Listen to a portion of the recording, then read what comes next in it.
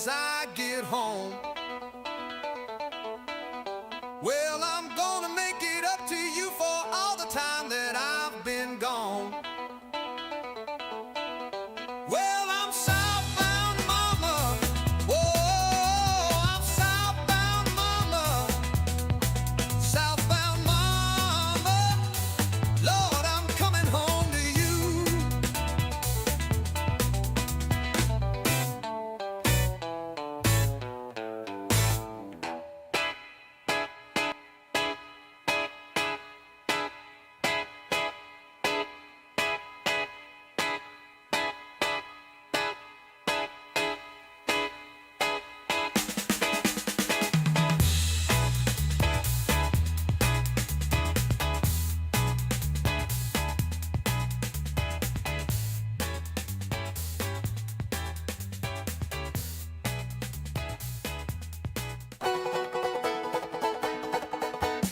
Wake up, mom.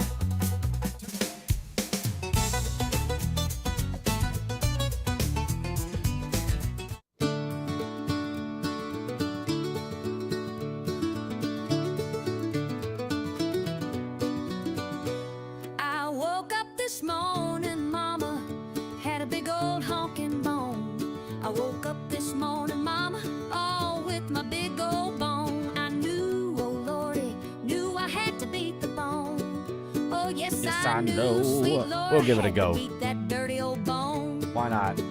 I'm going 12 rounds in the morning, baby, another 12 rounds at night. Who gives a I done fuck? beat my bone so often, lordy, I know I ain't living right. Had to beat the bone, yeah.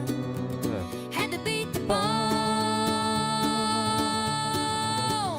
beat the bone, yeah. I laid down, mama, I've been working all day.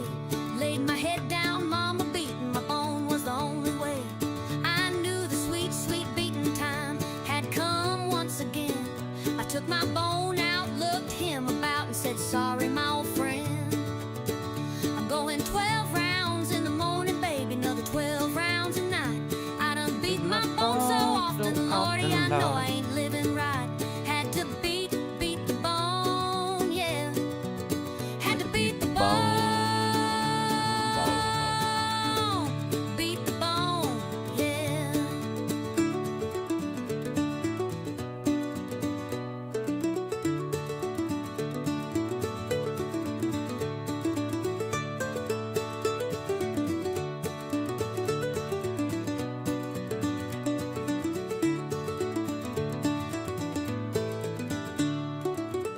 I'm going 12 rounds in the morning, baby, another 12 rounds at night. I done beat my bone so often, lordy, I know I ain't living right. Had to beat the bone, yeah. Had to beat the bone, beat the bone, yeah.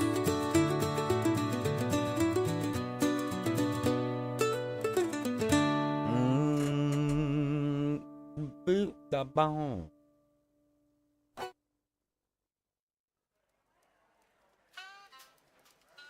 Okay. Now I can get down to business.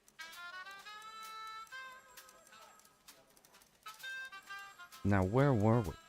I wasn't new, down on my luck, didn't know how to give up, but now I'm here, A little buck bottom long leaf. born to fuck Hmm? single day of my into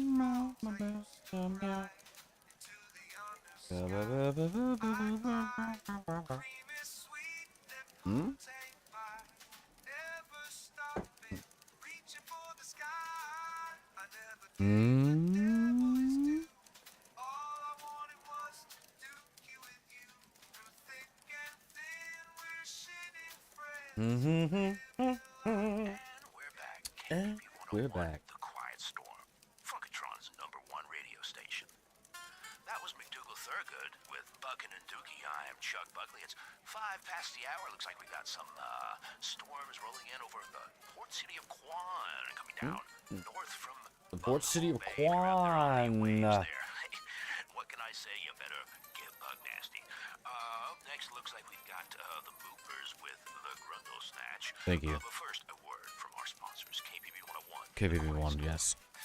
Great.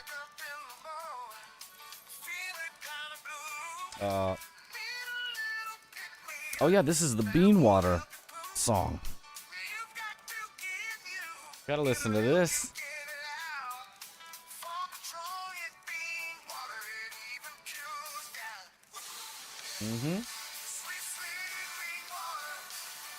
Get rid of that gout.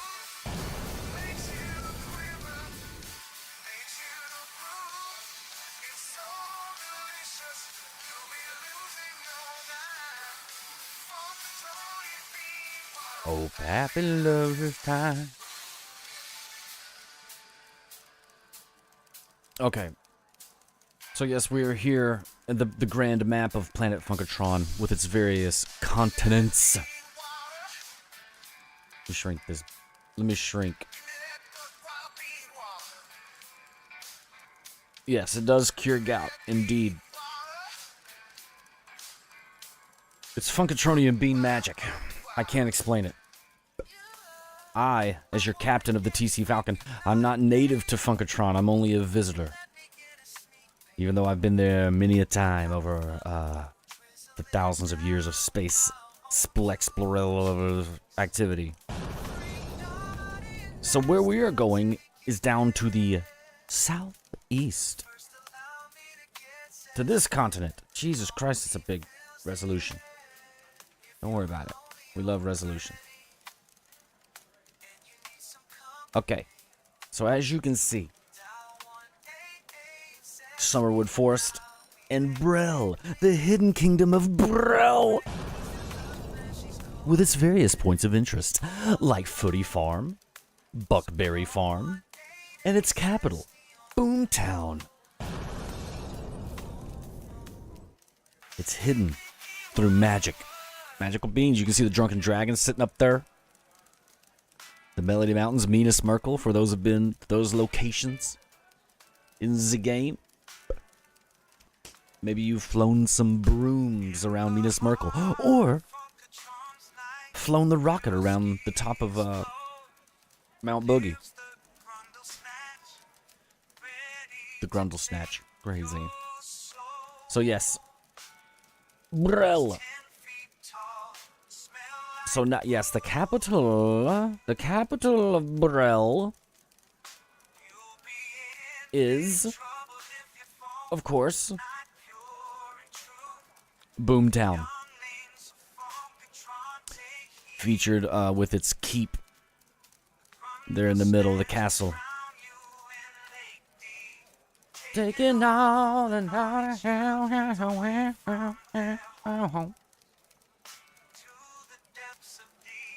and here we can start to see a little bit more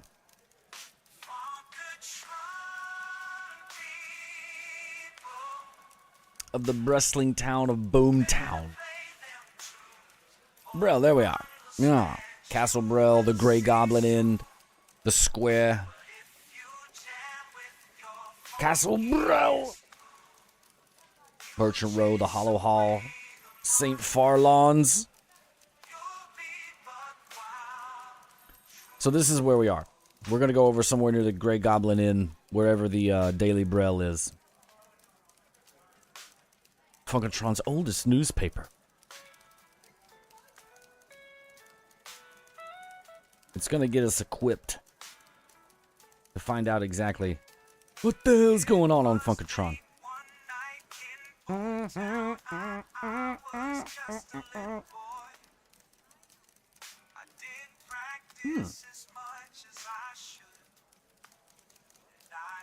And I know. Okay. Gonna hit the canteen real fast. Don't get stuck in the turbo lift again. All right. Be safe.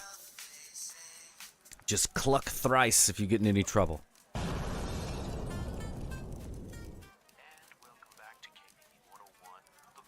So we've got some new KPP 101. And I've got wounds that just won't heal.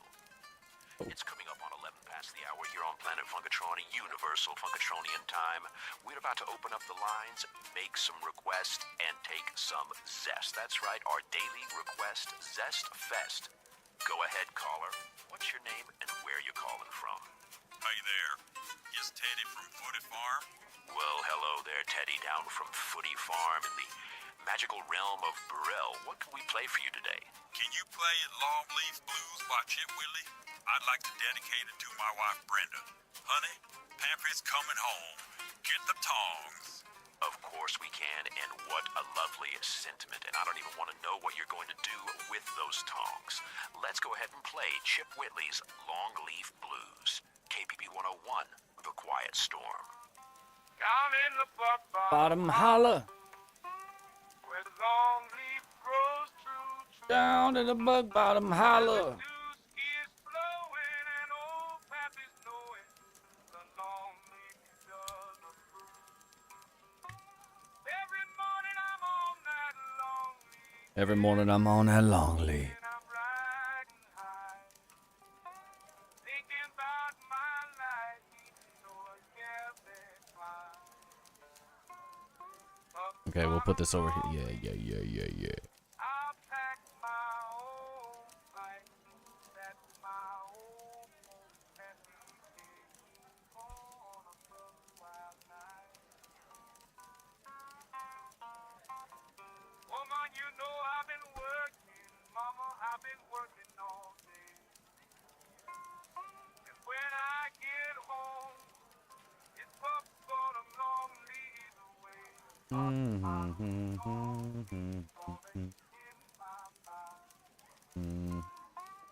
buck all along, leave mama about to be a buck wild night.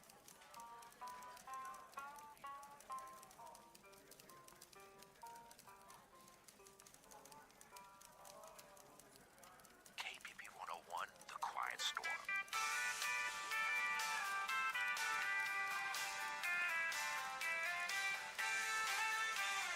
Look at 'em, y'all, shining so Look at him, y'all. nebulous star systems of buck wild delight, buck wild and free. Oh. Dancing through the night, Whoa. party with cheeks. More from the Daily Braille. Twerkers blamed for the cataclysmic booty quake. Mountains of Yon shift. Bunghole Bay flooded.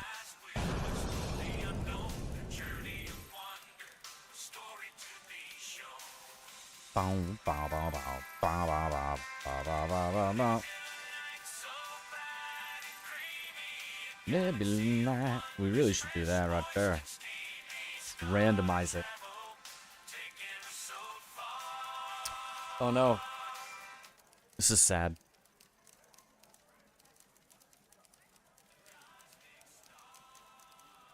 Look. The Daily Braille obituaries. Life, death, and mildly unconfirmed death. Farewell, possibly? Look at this old dwarf here. Age 112, Grindel Poxwell. Farted himself into the next life during an open mic night at the Drunken Dragon. Known for his unholy baked bean diet, impossible to replicate band trumpet solos, and being banned from 7 bathhouses. The small crater now marks the spot, quote unquote, brace yourselves. His final words were, Jesus.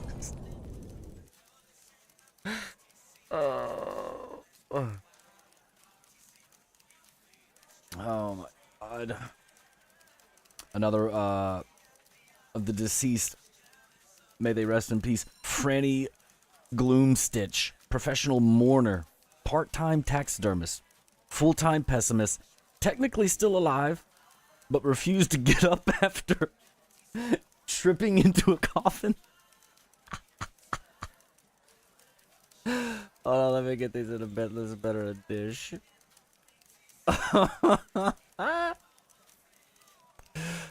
Oh, sweet Lord. Okay, hold on. Before we continue. Before we continue.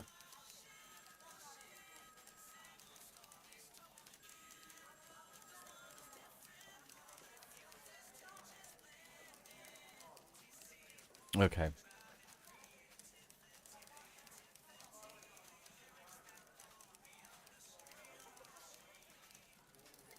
I've been in here with the mink dinks for the last 72 hours. Okay.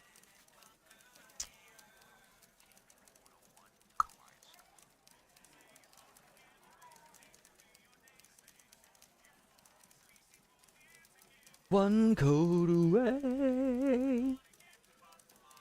Ah, ba, ba, ba, ba, ba, ba, ba, ba, ba.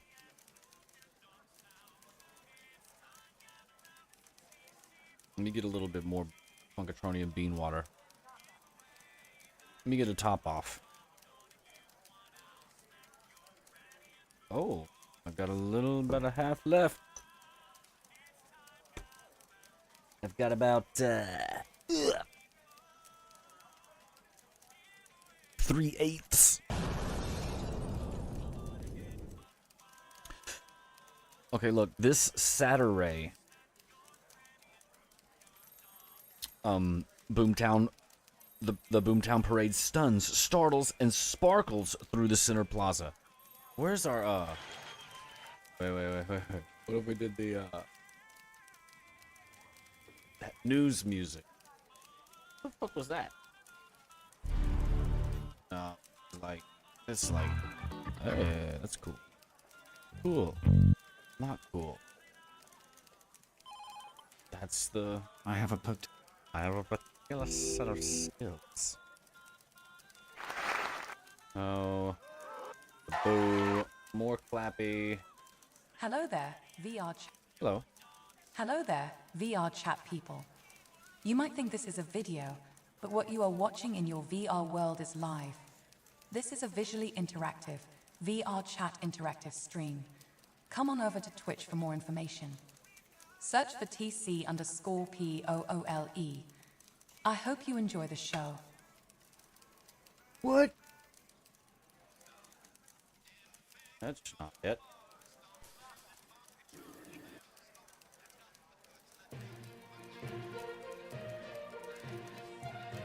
This just in from the Daily Brell. Annual tradition returns with unlicensed marching bands and uncontrollable balloons. Quote unquote. Or should I say, how should I say it? Local butcher Marn Flopkins quoted as saying, "It smelled like tradition and sounded like a bean fight." The Brell Historical Committee declares, "The funkiest ever so far."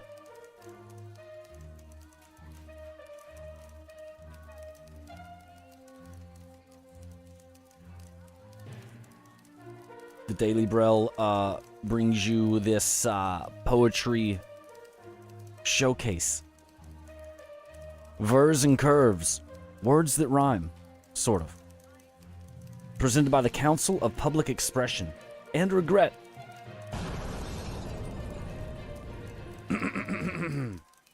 If I may, the first poem I'll recite for us now. Ode to My Croscrum by Wimplenet Farth.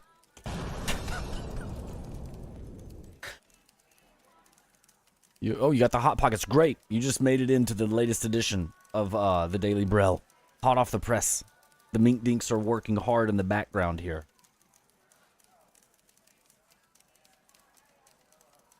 We're about to read the first submission, Ode to My Croscrum by Wimplenet Farth.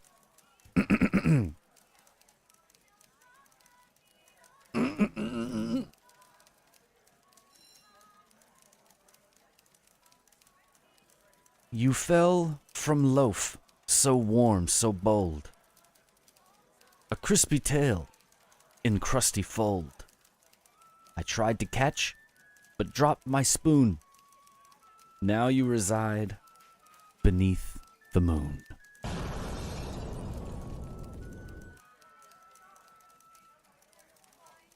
I don't even know what that means. Next we have Love in Time. Wait.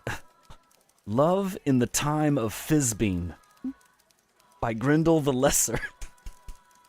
She danced like bubbles, fierce and free. Her breath like beans, fermented tea. I gave her soup. She gave me sighs. We kissed, then both began to rise. Oh my God. Where are these mink dinks getting this information? Next up we have I Kissed a Toad, and now he's a mare. By Snurble Quamp. I sought a prince. I found a brute. He croaked a speech and took my flute. Now he holds meetings in my shed and taxes dreams while in my bed. That one, this is so weird.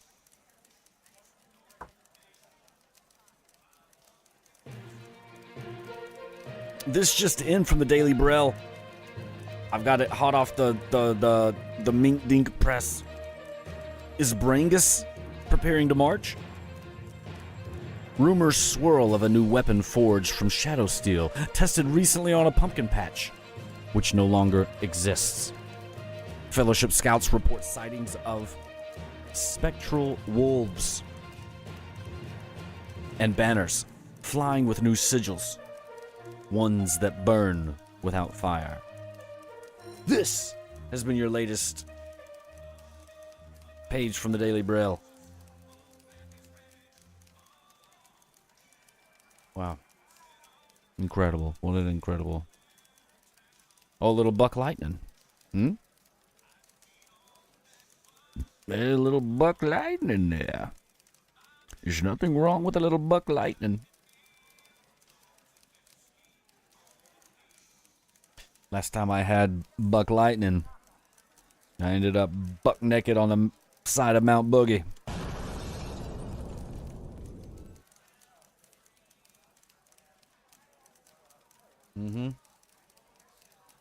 That's right.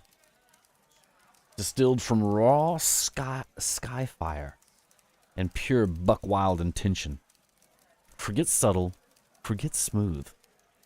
Buck Lightning, you know what we need playing though right now is wait. No, we need like Wake up, Mom.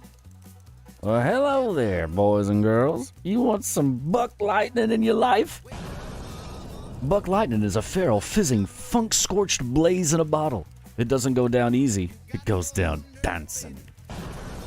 Side effects include becoming extremely zested, emotionally and physically.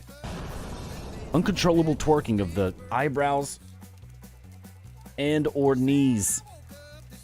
Sudden desire to challenge local deities to a fiddle-off. Double zest. Buck blaze.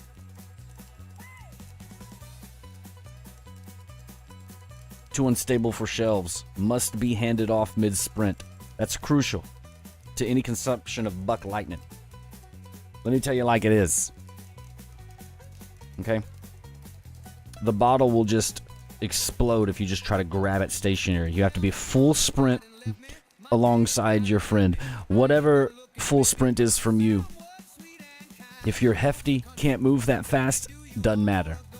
What the Buck Lightning can sense in you is your intention and your amount of try. This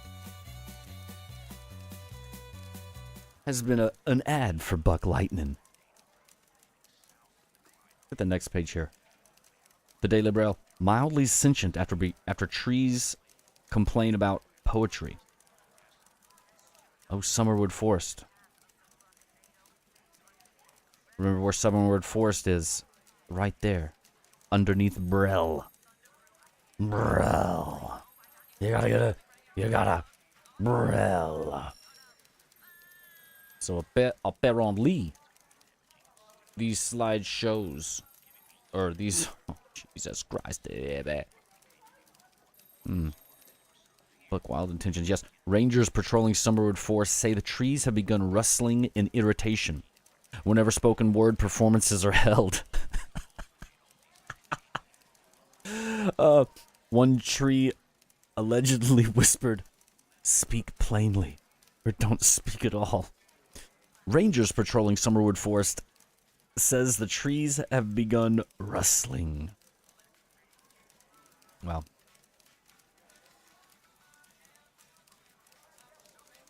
What is this? This is a new... Ooh, okay. The Daily Brell's Boomtown Elders Advice Column. Whispers from the wrinkled. Life lessons you didn't ask for, but are getting anyway. Old man Crindle says, if you can hear it breathing, don't plant near it. Last time I did, my turnips kept asking riddles. Lost the harvest to a sentient spade.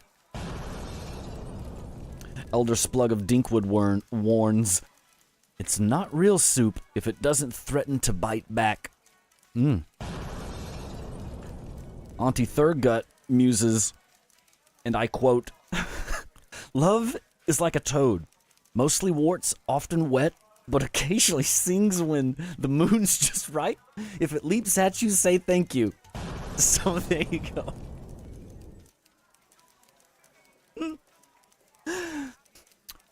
Anonymous scribble on the wall reads, if you find yourself in a hole, stop digging. Unless it's glowing. Then dig faster. That was probably old Pappy.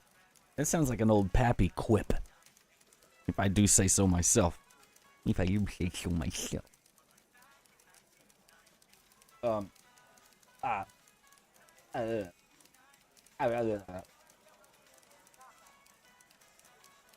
Music.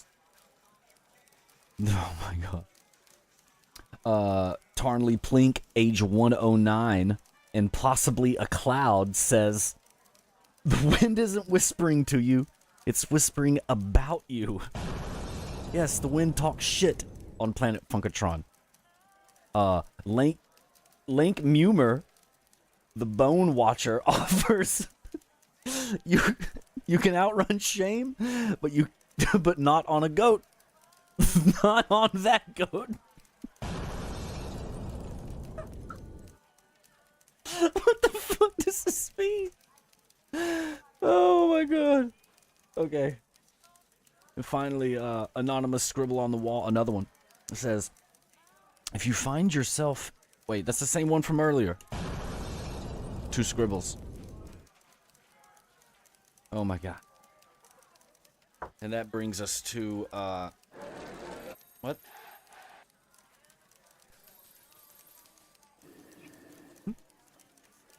We need, like, commercial music for,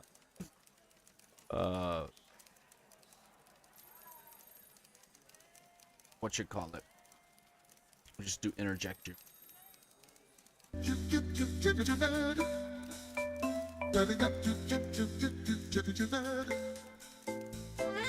Allow me to interject you with some Ainolios, the breakfast of slightly functional legends. Now even crunchier in Lon milk. These delicious Ainolios, which are enjoyed by citizens of Brel far and wide, are made up of toasted crose crumbs, dried limu zest, and mini bean puffs, and a little enchanted whisper. Infused with microfunk, these Ainolios offer quick bursts of energy, long stares in the middle distance, very specific prophecies, Anolios are low in guilt, high in zest.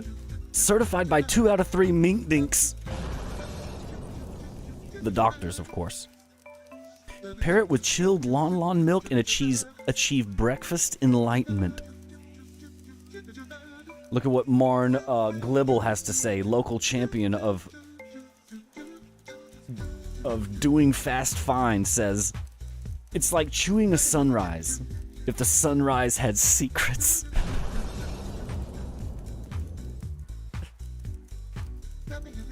Original Funk Crunch. Lightning Berry. The yellow one. Not recommended for pets. Incredible.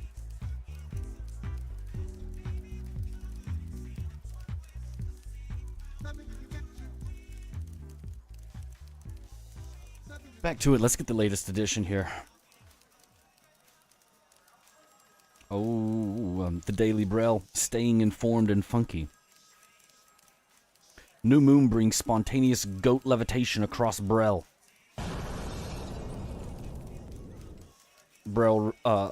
Residents of Brel were startled last evening as numerous goats inexplicably began to levitate about 6 feet off the ground following the onset of the new moon. Witnesses reported that the floating goats drifted calmly through the air, humming in unison. One farmer said, "Didn't seem upset to me. Just humming up yon. Like they're in a hymn." Authorities are monitoring the situation, warning citizens not to lasso or otherwise disturb the goats.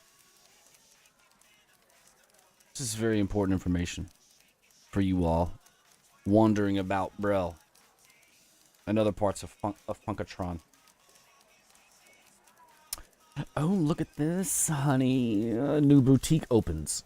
Brel and Thread offers clothing that sings back to you, featuring pants that harmonize and cloaks that yell affirmations. You're good enough. We love you.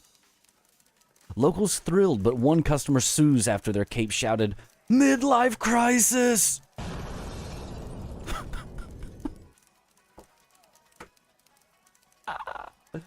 The magic of Funkatron is not perfect. Over to the science and beanology section of the Daily Brel. Scholar claims Great Pyramid is actually a giant bean. Fungoid academic professor Mix Fizzbottom has put forth a controversial new theory that the Great Pyramid of Brel is a tomb, not a tomb, but an enormous dried baked bean. Quoted saying, "Every angle, every side, nothing but bean."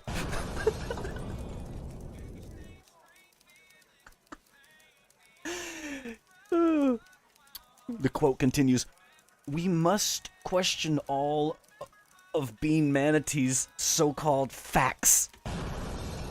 I agree. Rival scholars label the theory half-baked, quote-unquote, but Fizzbottom has vowed, and I quote him, "I will die on this hill of beans."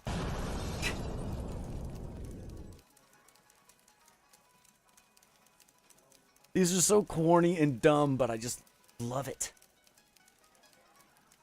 Can't get enough of it. I got the map of Funkatron wrapped around my nah. You think it's a game? Arr, arr, arr. Ooh, old Fizzywig's flying brooms. Don't just ride, soar like you forgot gravity was optional. Some of these ads I could just read like a... I'm getting some ideas as we read through these together.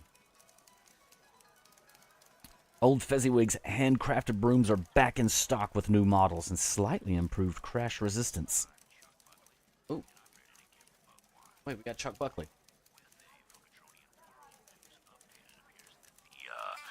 Yoinkleberry Islands have claimed yet another fleet of ships. Yes, the brine beards have let their lust for the Yoinkleberries get the best of them again.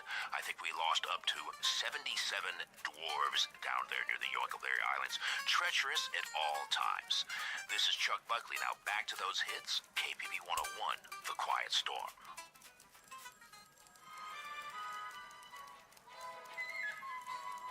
Are you a content creator? Are you out there grinding 24/7, 365? Looking to get sponsored or pushed by a platform or company? Well, here's your friendly reminder to always post any and every act of charity you do. Take advantage of social media and those in need by posting about it. This will inevitably get your following bigger. And remember, that's what's most important in life. Those precious, precious followers. Happy streaming and have a great night.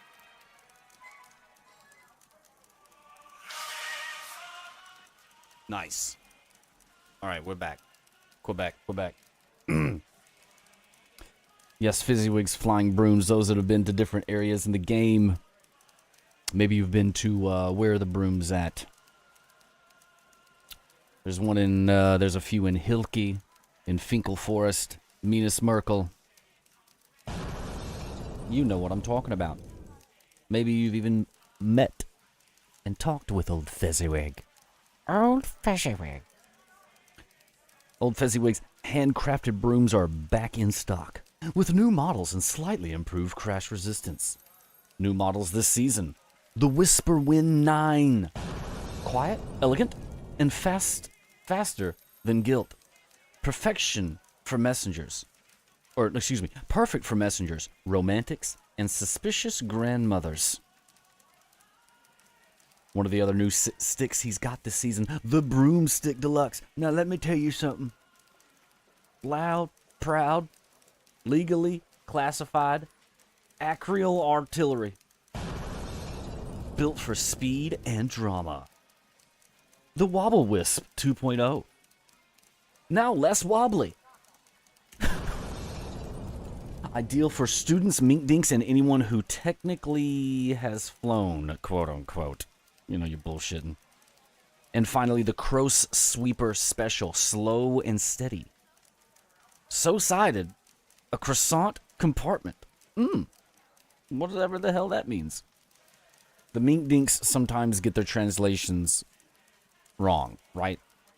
They've been speaking Old Minkish for I don't even know how many years.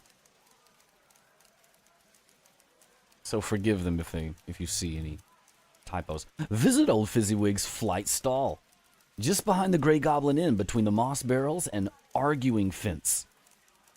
Open dusk till when the sky yells. Look at 'em, yeah. Moving on. Oh, we synced that one. Look at what we got here. The Festival of Frogs. Sweet Lord.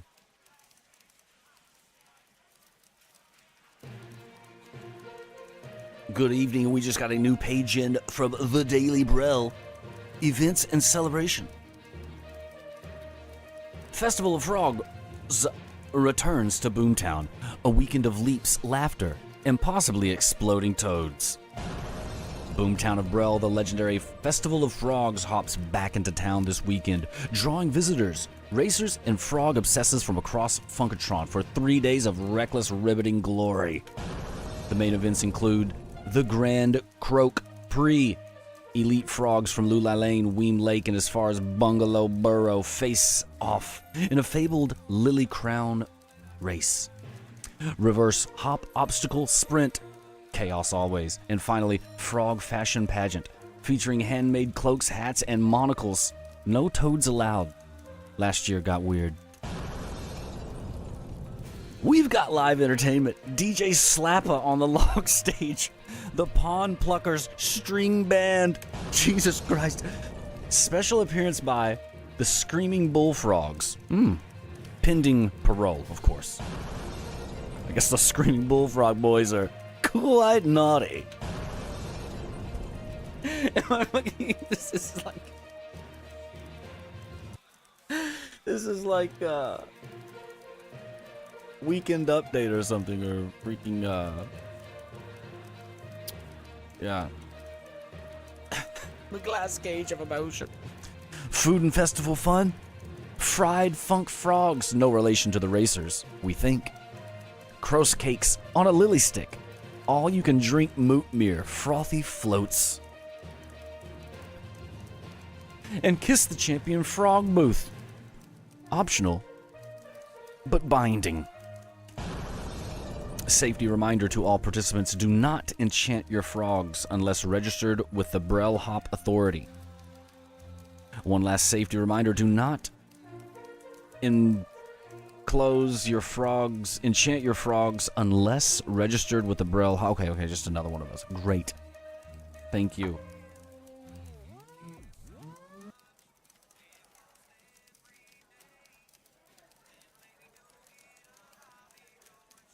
My God. What's next here? Oh, the Grey Goblin. Let's see it on the map of Brel. Oh. Oh. There it is. There it is. There it is.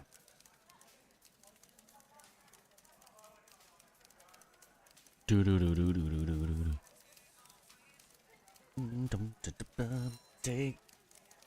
We'll be right back after we listen to some tunes here.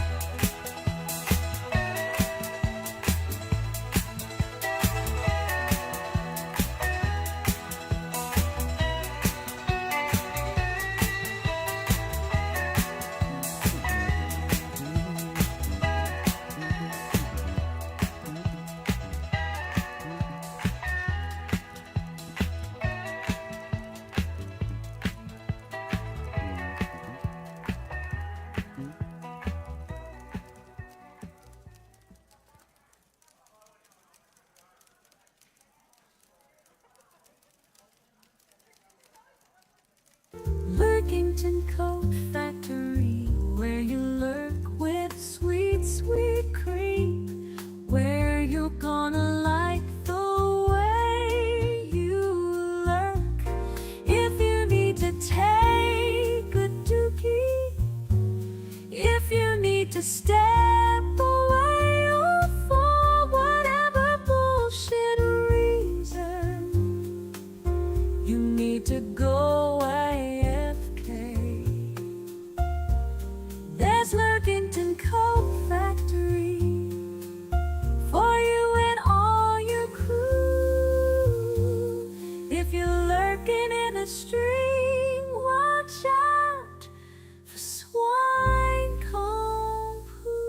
Lurkington Coat Factory.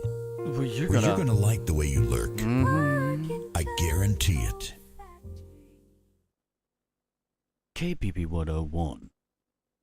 The Black Screen. A dish. Spooky crisp. The Math Lord is a master of numbers, having the uncanny ability to determine whether or not a number is in fact a number.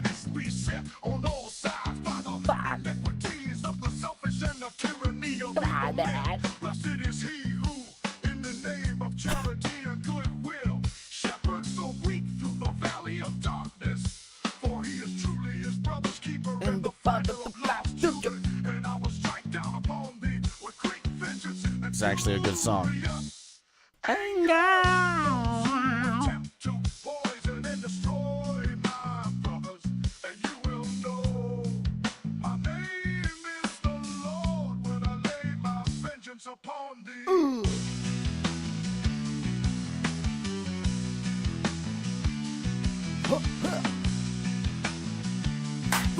Whoa, chill with the TC, chill. Come on, man, chill.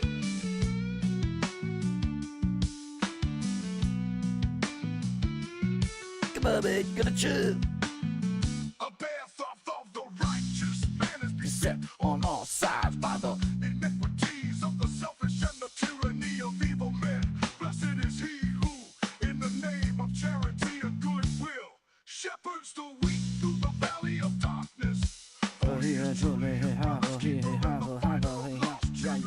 I will strike down upon thee with great vengeance and furious anger.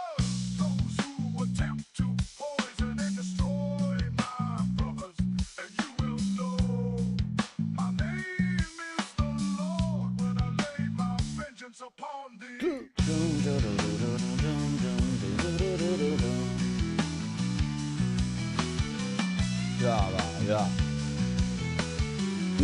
Yeah.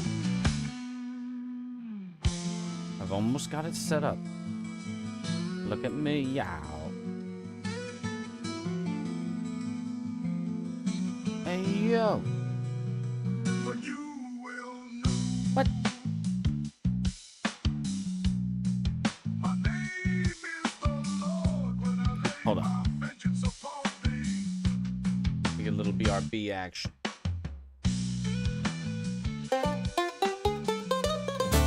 Hold up. BRB? I had a 20-inch tube stuck up my manpipe. It was for stones in my candies that had many tiny spikes. They poked and they prodded. The doctors at work said, son, don't go home and twerk. I had a kidney rock stuck in my old groove. A kidney rock to stop my whole groove. They had to laser out beyond the shadow of a doubt. Now my flow is strong and true. Let me tell you, Daddy, that stone was a mean fuck. When I came to, best believe I threw up, they put me under. My goob was sundered, now I rest and recoup the kidney rock groove.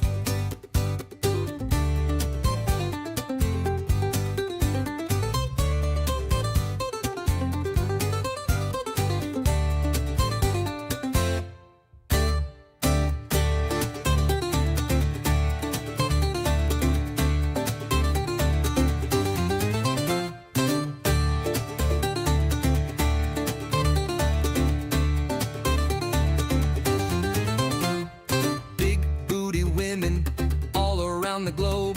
They call me Teddy Groovsky and my groove is stone cold. All you big cheek women better listen up, cause ooh, my name is Teddy and we're about to get bucked. Oh my God, oh sweet Lord, zest me now. Oh Lord, gee, this get buck wild. Ooh.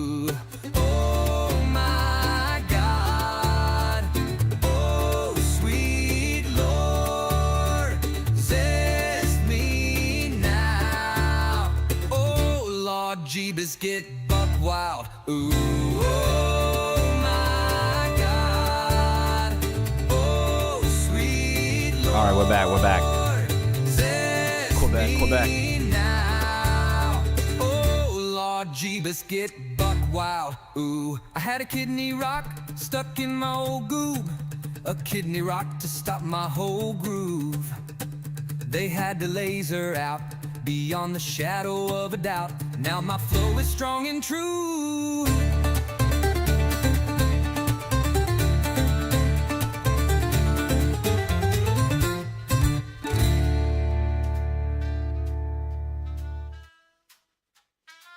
Yeah.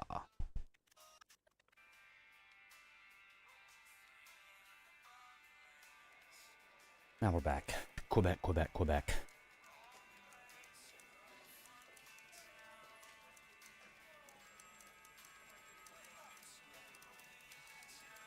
The pone phone's ringing off the hook over here in the Daily Braille. The mink dinks are zested.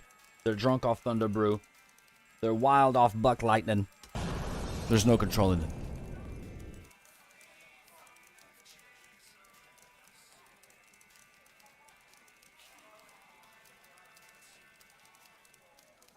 This is your captain speaking. There appears to be an incredible amount of twerking going on so far on the stream tonight, and this is causing seismic booty activity in the form of a booty quake. Please be on the lookout anywhere on planet Funkatron or any other planet in the vicinity of the X29 or Z1Z galactic travel spherical humdulillah. I repeat, this is your warning for the booty quake. Should get like a oh, there's a bucknado going on too. Did you hear that? Oh my god. That's too much. When TC Poole hits the stage, it's a party game. What? But while music set the world aflame, top turnbuckle, he's taking the crown. King, booty shaking, seismic booty activity. Feel the rhythm, feel the bass. Everybody get up and move the beat. Booty quake, dance all around. From the speakers to the ground. Crazy Poole's music, next level sound. Get ready for the booty quake, it's about to go down. Yes, this is your warning. When TC Poole hits the stage, it's a party game. Look while music set the world aflame. Top turnbuckle, he's taking the crown. King, booty shaking, seismic booty activity. Feel the rhythm, feel the bass. Everybody get up and move the beat. Booty quake, dance all around. From the speakers to the ground. Crazy Poole's music, next level sound. Get ready for the booty quake, it's about to go down. Oh my god. Shake it now, yeah. When the cheeks drop, the ground starts shake. The Falcons are giving, here comes a booty quake.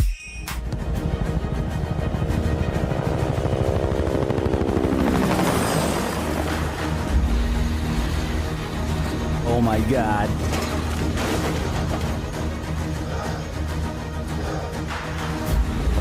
No more twerking, please.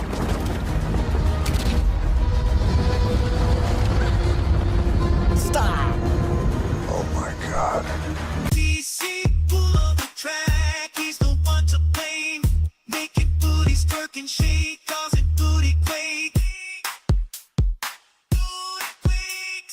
Booty quake, all around the globe. Shake it, and then booty shake it, make it fall like booty quake. When you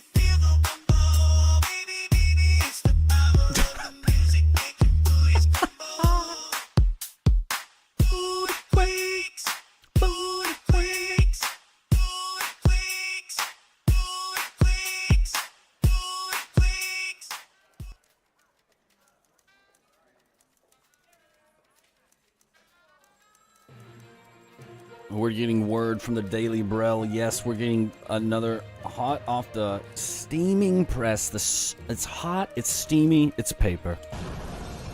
Look at them, y'all. Look, Racer caught. This just in. Racer caught juicing with bean zest. I'm getting word that a frog racing scandal. Frog racing fans were shocked yesterday to learn that well-known racer Ziggy Glone used bean zest to boost his frog's performance in the race. This is absolutely best music video. I will take no criticism. Oh my god. Oh. Well, look at him over here. We got, what do we got over here? Oh. The Sense and Nonsense. The Boomtown Candle Review. Sniffed, lit, and judged by Miss Philia Snortley. Up first, getting a 4 out of 4 stars rating. The Wistful Onion Candle. An emotional experience. Smells like something you forgot to apologize for, mixed with soup. Terror-termatastic. One tearful memory resurfaced. Not sure it was mine. Next up, also getting a 4 out of 4 stars. The Banished Memory Candle. Lit it, forgot why, left room, came back, forgot I had a room. Candle disappeared the next morning. Rating unclear, but feeling lighter. It appears that all of these candles are getting a 4 out of 4 stars. Very great candle. We gotta get these candles. Up next, we have the Goblin Breath Candle. Sharp, zesty, unexpectedly minty, with the subtle notes of moss and sass. Faint afterburn of smugness. Good for date nights or tax filings. Next up, we have the 4 out of 4 star Forest Lies. Smelled like pine and betrayal. Whispered results. Whispered insults when unlit. Soot marked my walls in the shape of disappointed elk.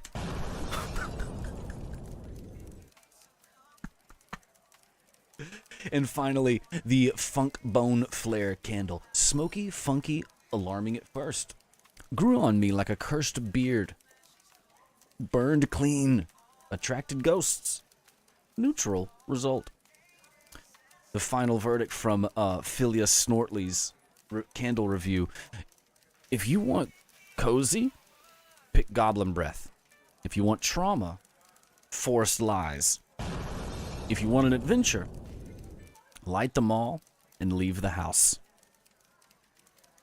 This has been the latest in the Daily Brel. The Mink Dinks. They're sweating. They're zesting. They're little balls of joy.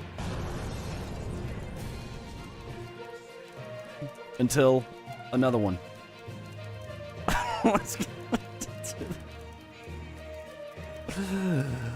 Let's keep on going. Keep on flowing. Bebop to the bip.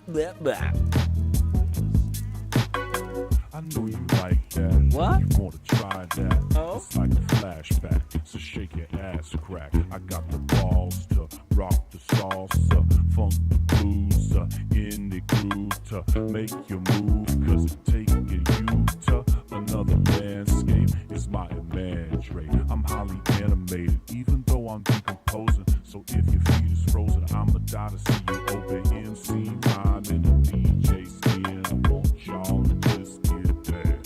And when the MC hollering in the DJ cutting, I want y'all to just get down. And when the MC rhyme in the DJ skin, I want y'all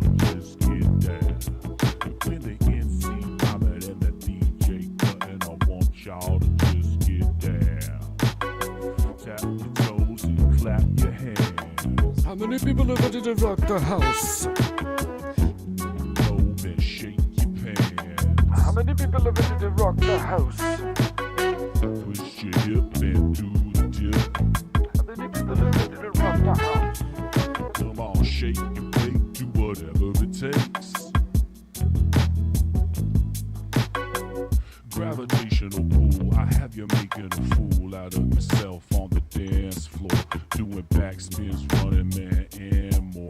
Party down with Figure and Candor.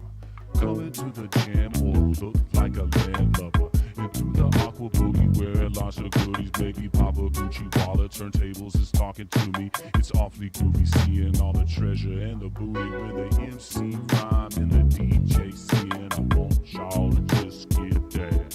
And when the MC rhyme and the DJ cutting, I want y'all to just get down. When the MC rhyme and the DJ singing, I want y'all to just get down. And when the MC rhyming and the DJ cutting, I want y'all to just get down. Tap your toes and clap your hands. Take the globe and shake your pants. Twist your hip and do the dip. Come on, shake and bake, do whatever it takes. I wanna get down lower than Atlantis, going toe to toe with an enchantress.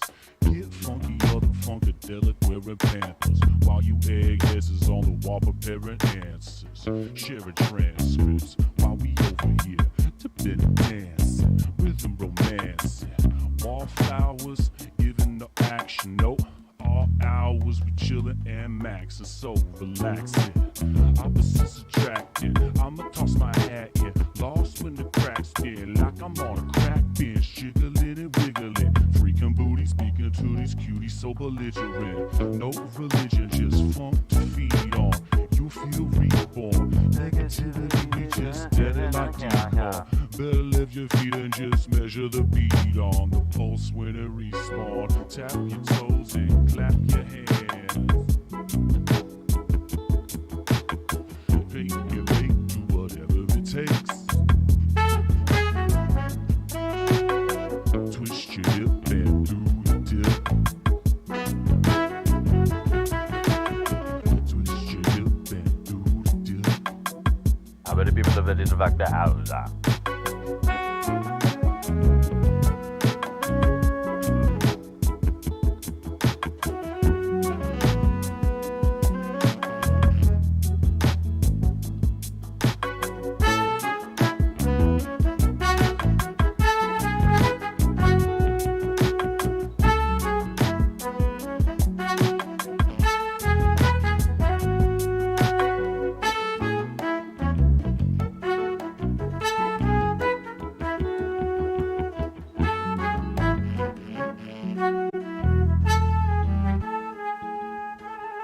We'll be back after these fake commercials.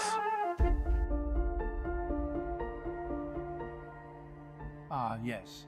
Here we have a rare sighting of the elusive TC Poole in his natural habitat, the rock opera virtual reality streaming ecosystem. Colonel, this is Snake. I've infiltrated the TC Falcon to gather intel on this Captain TC Poole character. He's quite the idiot. TC Poole is changing the way people imagine streaming. A pioneer of the interactive Odyssey format, this intrepid creator has carved out quite the niche for himself. Watch as he effortlessly weaves story, art and performative music, regaling his viewer tribe with improvised tales of spacefaring adventures. Nothing about this mission is making sense. Poole struts around in some gray cloak with mismatched socks, making up songs on the spot and telling rambling stories. Yet his crew acts like he's some kind of genius visionary. Never before has planet Funkatron seen such a buck-wild entity. Stay tuned as Captain TC Poole adventures around planet Funkatron. An adventure, a show, a concert, a space captain. TC Poole brings to streaming much more than most can even imagine. Come by a show and see how we're inspiring others through virtual worlds, art, and live music on the TC Falcon.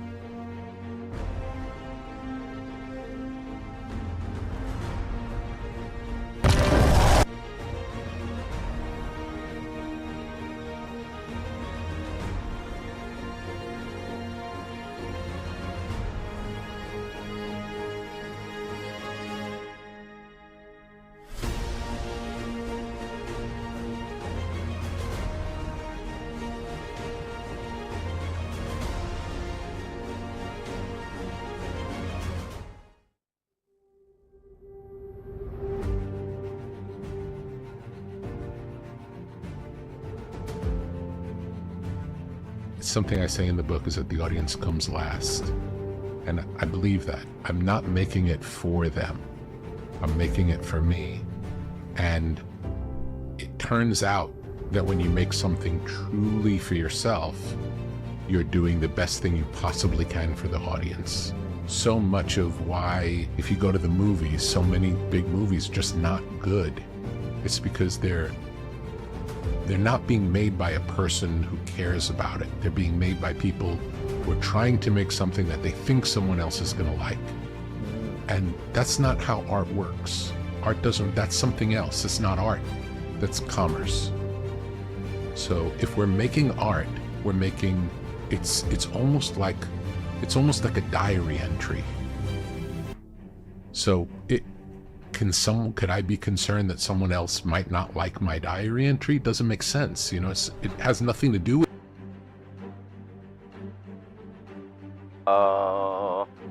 Yo, oh my god, a blast from the past. The Maceo Parker loving, James Brown knowledge knowing man himself, Coeur d'Leon. We've shared many a time on stream listening to James Brown, Maceo Parker, the brothers. Oh my god, incredible. I still listen to that every week. I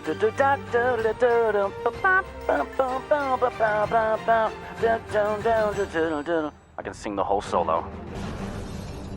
Welcome back. Good to see you.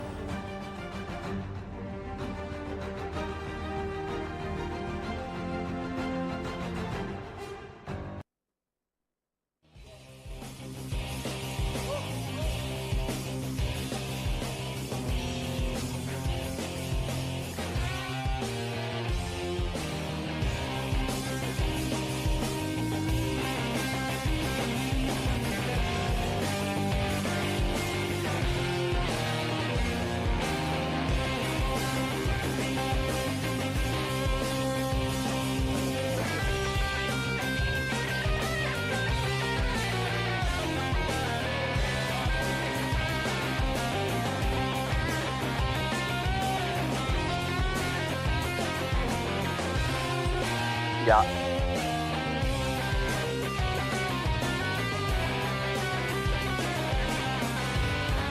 I was talking about that album, Life on Planet Groove, with a student just the other day. Down, down, down, down, down.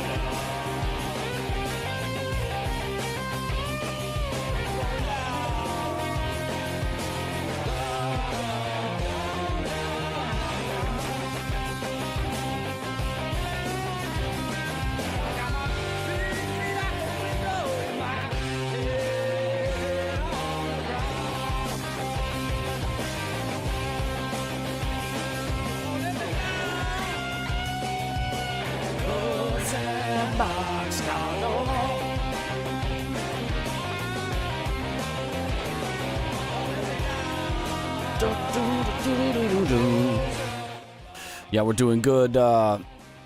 Man, lots new. Don't even know where to start. New music, new setups, new Funkatron, full bore, funky madness. Cards, yards, yarn. I don't even know.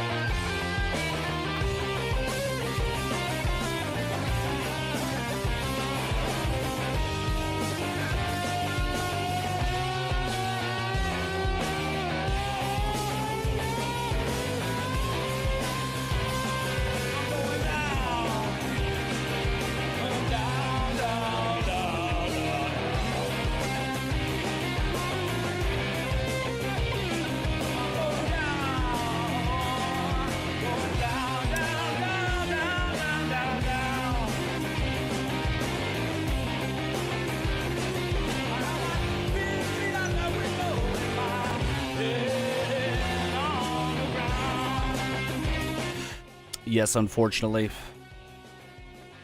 I don't know what update it was. It was actually the I think it was the YouTube API broke a lot of the videos, and I have been busy doing other things, concocting new cards for the ATC card game of ours, and also the just cranking out pages with the mink dinks at the Daily Brel. I'm covered in ink, but yeah, one of these days soon, once I crack back open Unity, I'll fix all that shit. It shouldn't take more than just a few hours, but I still pout about it, and I'm like, no, I don't want to fix it now. And then once I get back in there and do the screens, then I'll be updating even more stuff and putting even more stuff in there. I mean, we got all these Daily Brel stuff to put in the TC Falcon, and also the new cards, the new ATC game, and I gotta order the cards, the physical copies, like the ones we have with the prototype, the Alpha deck, which is now called the Shit deck, because our new deck is so much better and bigger than our old deck. We had a small deck, and this time we've got a big plump deck of cards on the way.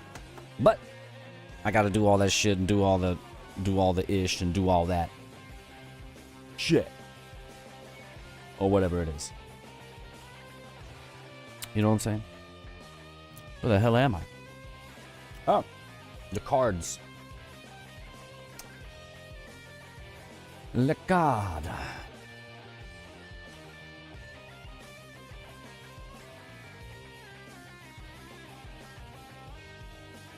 Yeah. I'm glad. Yeah, most of the time, I don't really build and I don't spend too much time optimizing. You know?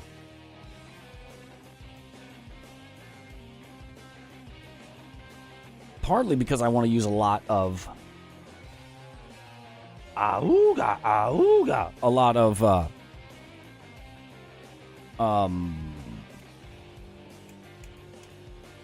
I don't want to bake a lot of lights because that means more textures. And I'm already brimming with the capacity of that world. It's like the, that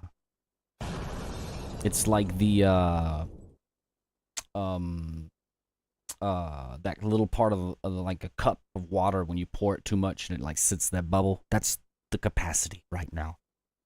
See, someone needs to get me in touch with the VRChat CEO, and just let me get a world that I can put like 5 gigs. Come on. I'll literally just let me consolidate all my worlds into one big ass world. That's what I'm talking about. But I'm thinking here. Oh, sweet Lord immerse. It looks like we're getting yet another fresh edition, a copy of the Daily Brel coming in for those that want to stay a while and listen.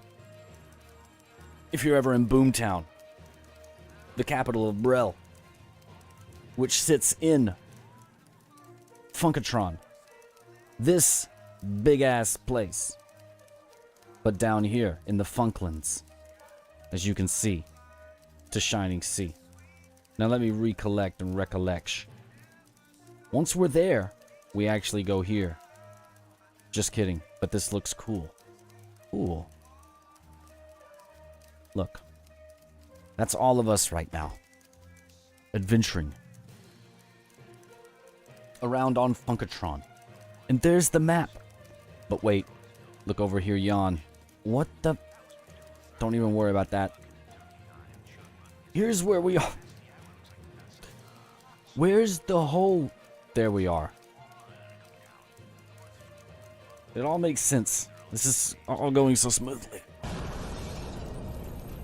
So you can see on the right-hand side of the map, by the Guego Sea, Boomtown. Boomtown. What? The videos are working now? See, this is why I delayed fixing it, because I hoped that maybe something would happen. Anyway, so we're in Brel. Boomtown is the location. The Grey Goblin Inn, Merchant Row. Get over here. Now, where's the... Look. Here we are.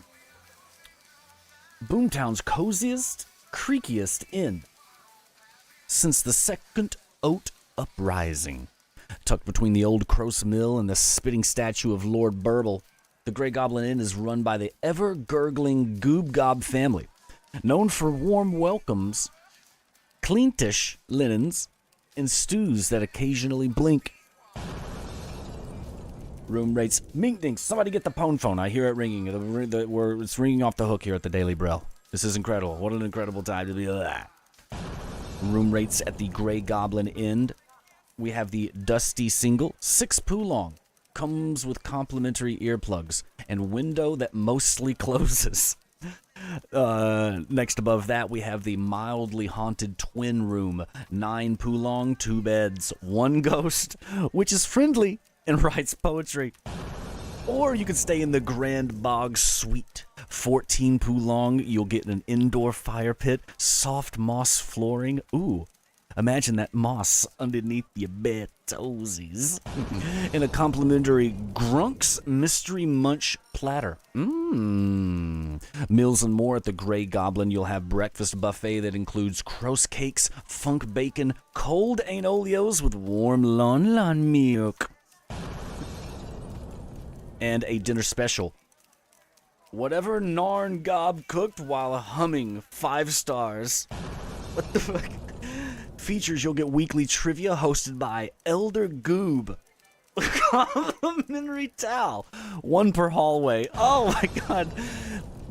And we have a quote that says, "The stew made me feel like I had regrets." 5 stars. Customer reviews. Didn't die. Would stay again. Plimsy Warbler. The Wandering Clerk. Located in central Boomtown next to the Wobble Well and 3 steps from the Moot Mere Tap. The Grey Goblin, where the walls breathe, but politely. This has been the latest and greatest from the Daily Brel. Now back into grooving to tunes and getting absolutely buck wild.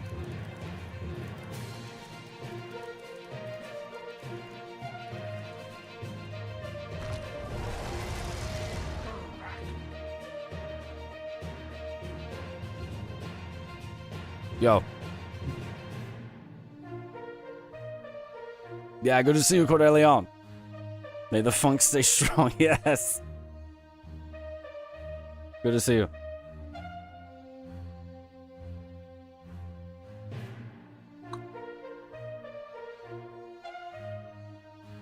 This is true, Raven.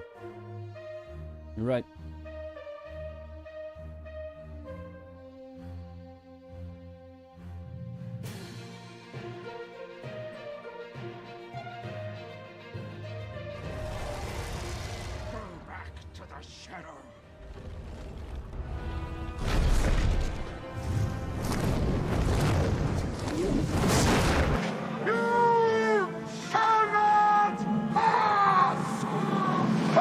Secret fire!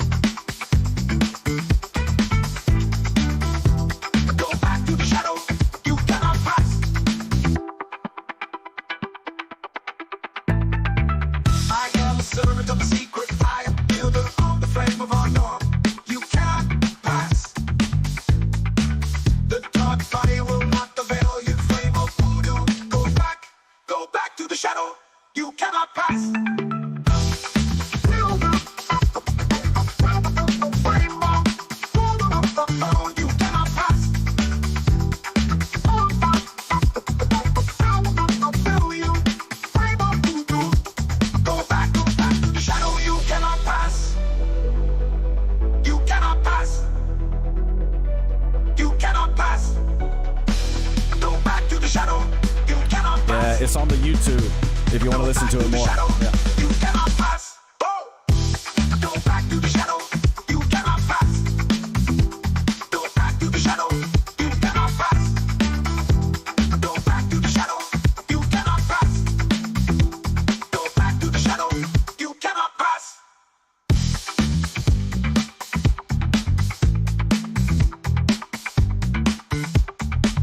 You cannot pass.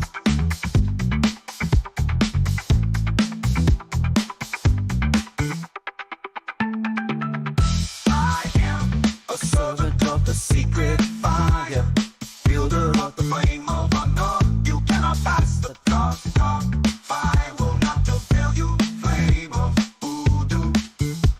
Go back, go back, go back to the shadow. You cannot pass. You cannot pass. Go back to the shadow. You cannot pass. Go back to the shadow. You cannot pass. You cannot pass. Go back. Go back to the shadow. You cannot pass. Go back to the shadow. You cannot pass. Go back to the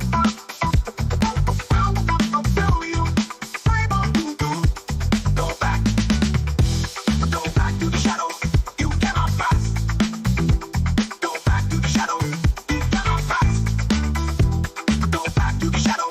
You cannot pass. Go back to the shadow. You cannot pass.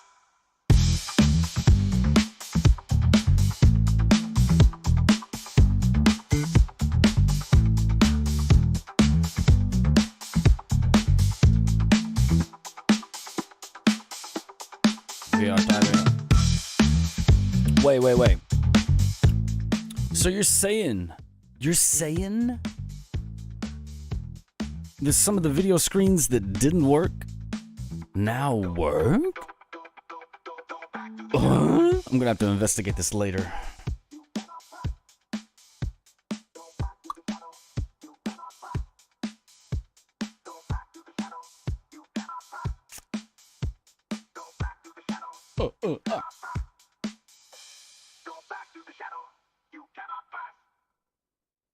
Oh yeah, that Funkatronian bean water. KPP 101, The Quiet Storm.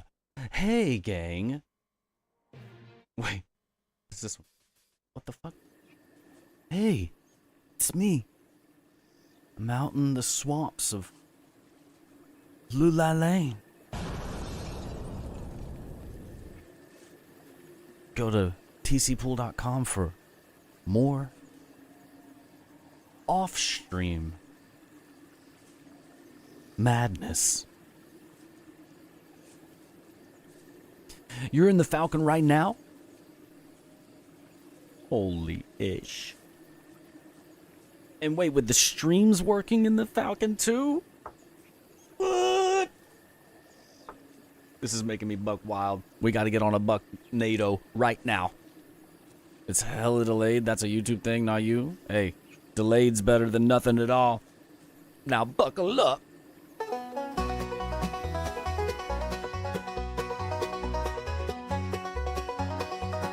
This is incredible. An incredible time. It's quivering and bright. Not throwing the stack. I'm gonna get buck wild. Drizzle gravy on the track. Going buck wild. Breaking all the rules. No time for worries. Just freedom to choose. Gotta turn it up. You just made the list. Going buck wild is all that I think.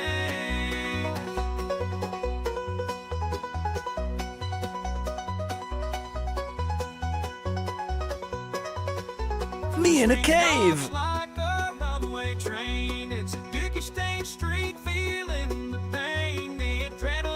That's awesome. Yay. Celebration. Breaking all the rules. No time for worries. Just freedom to choose. To ride a buck NATO. Be friend a little clique. Gonna go buck wild is all that I think.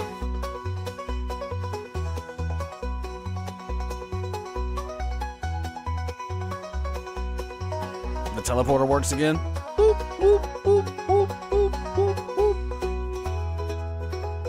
That's what I'm talking about. Boop, boop. And then I'm boop, boop, boop, boop, boop, boop,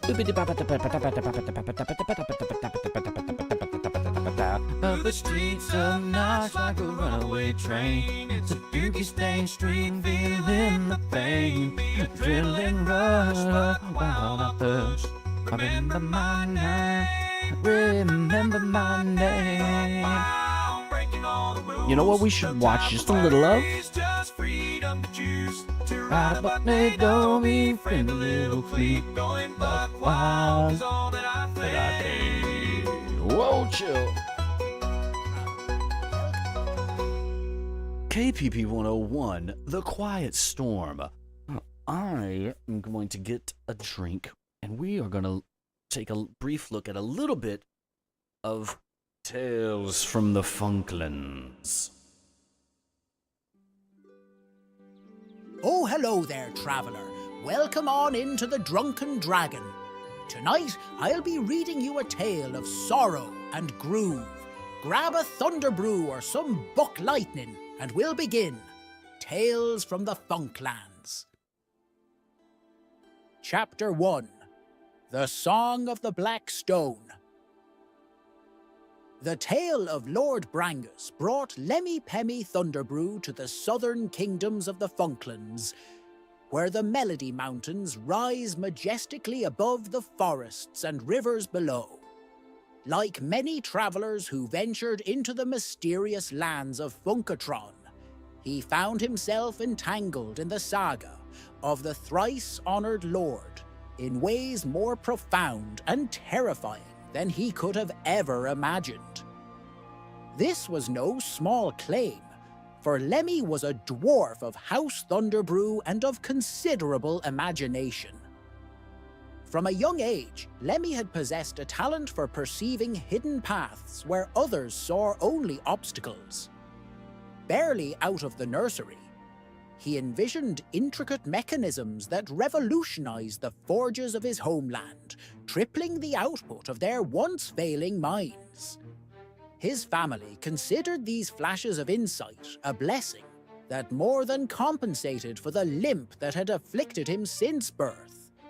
Lemmy neither questioned the twisted leg nor the sudden, unexpected ideas that rendered the world so clear to him. He understood neither, but recognized that both, in their own way, served him well. The twisted leg saved him some 3 years before he ventured into Funkatron's heart from being conscripted into the forces of Bef Jesus. This often terminal fate was shared by many of Lemmy's fellow dwarves, who bore the suffering brought by Jesus' relentless campaigns against the free realms. In this, if in nothing else, Bef Jesus found common ground with other tyrants of the cosmos. Alfred the Cursed of Boopitur, Ivana of the Poisoned Lily on Botanica, and the ever-growing conglomerate, Pone Corp. To them, the people of the cosmos were nothing more than currency to be spent however they saw fit.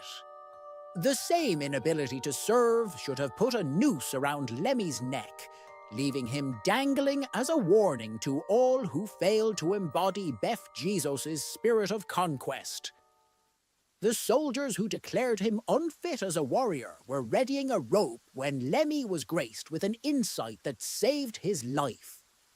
The solution came to him as simply as a breath, though why it was ideal he could not explain. His mind processed the world at a buck-wild speed, offering ideas independent of his conscious thought. Should he pause to examine them too closely, they would lose their clarity. But in those moments, they were as clear as crystal. It was clear to all that the soldiers were impatient to conclude their business at Lemmy's Forge and reach the nearest town before nightfall. The distant howl of the wind wolves from the Melody Mountains and the rumors of the wild beasts in Finkel Forest made them uneasy. Lemmy suspected that both were true, and knew with certainty that the soldiers would not reach the relative safety of Buckbottom before nightfall if they delayed much longer. "I have an idea," Lemmy said to the captain of the guard. "It will help you."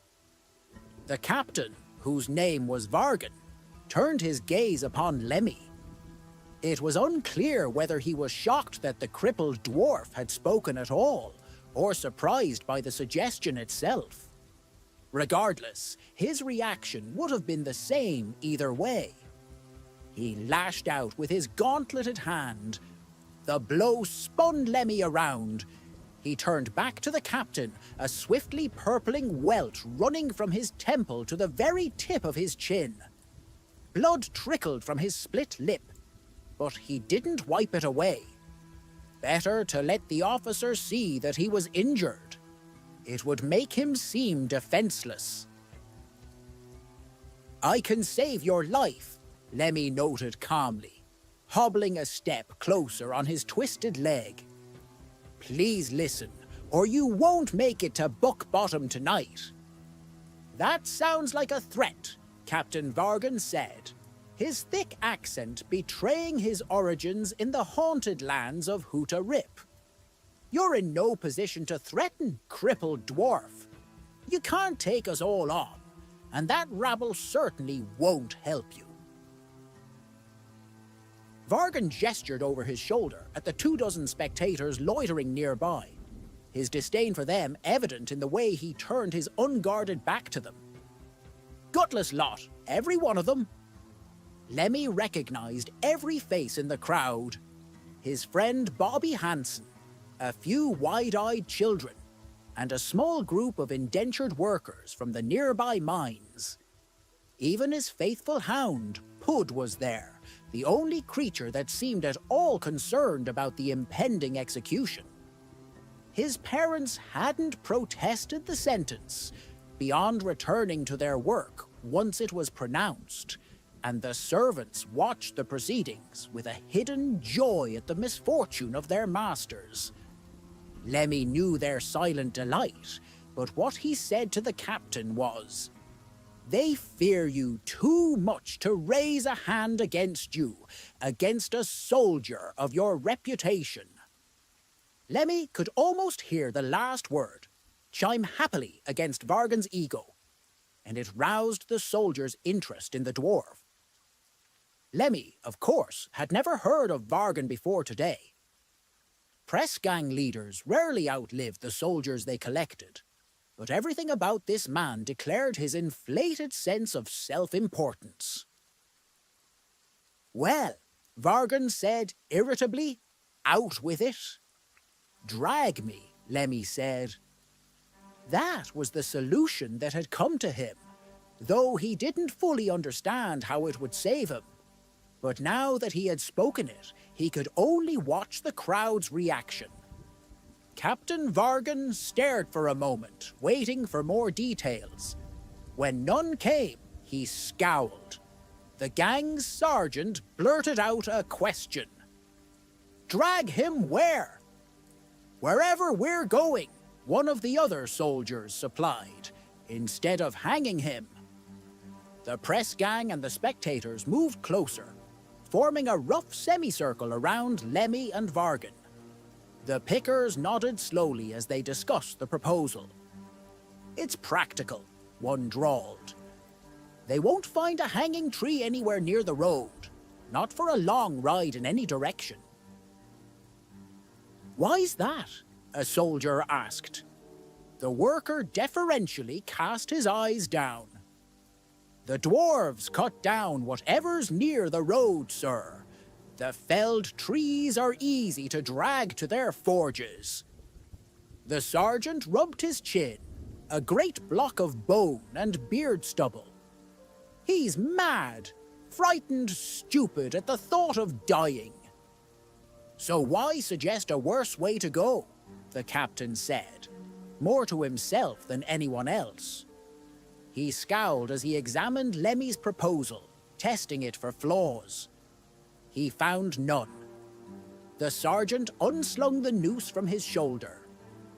"Why are you even listening to him, Captain? The law says it's gotta be death by rope for traitors."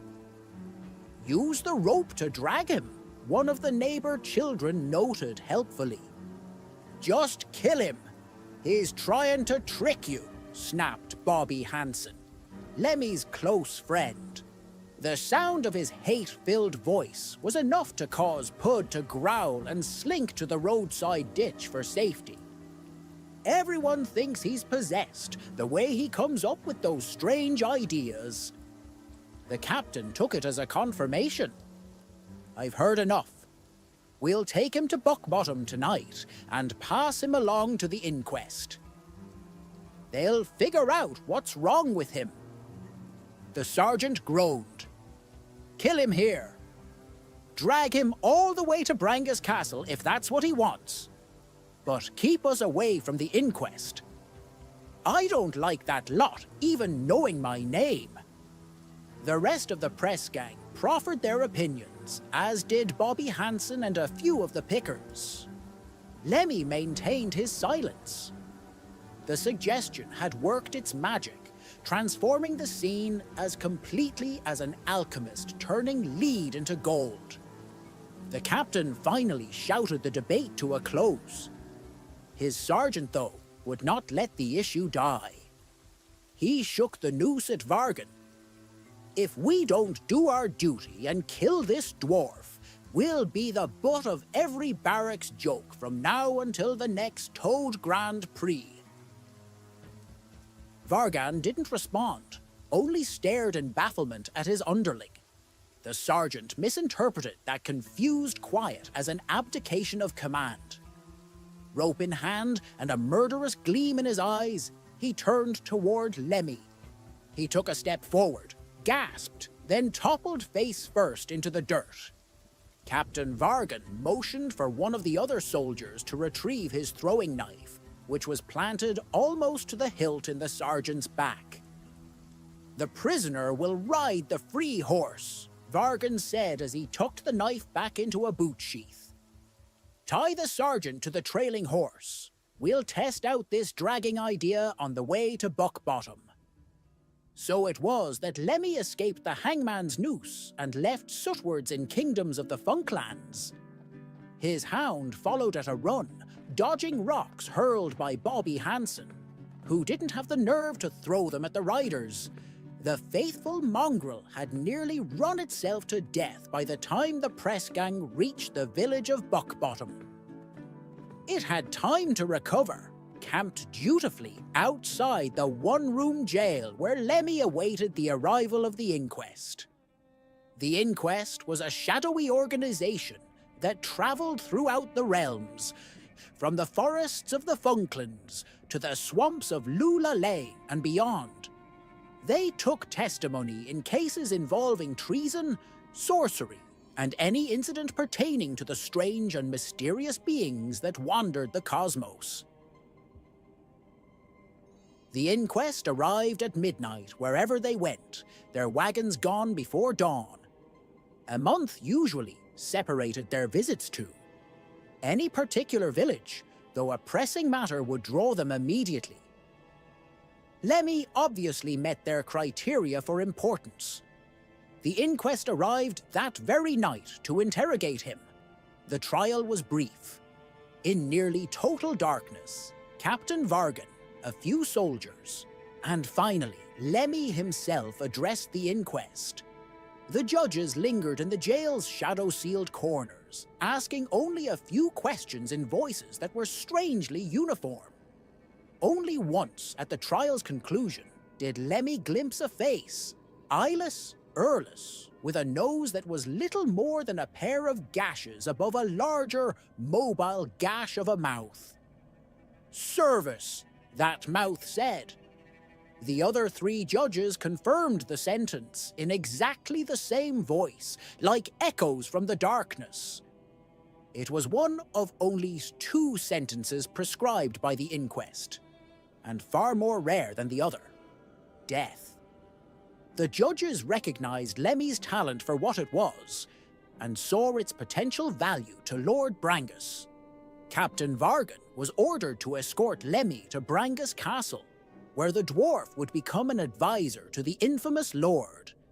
Thus, Lemmy cheated death and entered the service of Lord Brangus as a trusted envoy, the polite title for a spy. By year's end, Lemmy had travelled more widely than anyone he knew, and had seen wondrous and terrible things that plagued him only occasionally as night terrors. He had wandered the halls of Brangus Keep and gazed at the relics within its chambers. His throat had been encircled by the mismatched hands of a flesh golem known as Duty Croon, and he had shared drinks with the rogues of the Huno Kuno, whose guests often reposed on their table rather than at it. Lemmy had been saved more than once by those flashes of insight, which Lord Brangus had taught him to read more carefully. He lacked control over the timing of his visions, but often they revealed some truth about the strange lands and frightening individuals he encountered in the service of the Lord. So it was, until he entered the southern Funklands. From the moment he crossed into that realm, the domain of Lord Brangus confounded Lemmy. In the few days he ranged through the forest-choked land, searching for the origins of its mysterious lord, he made one wrong decision after another. His worst mistake occurred at a broken-down tavern called the Grey Goblin.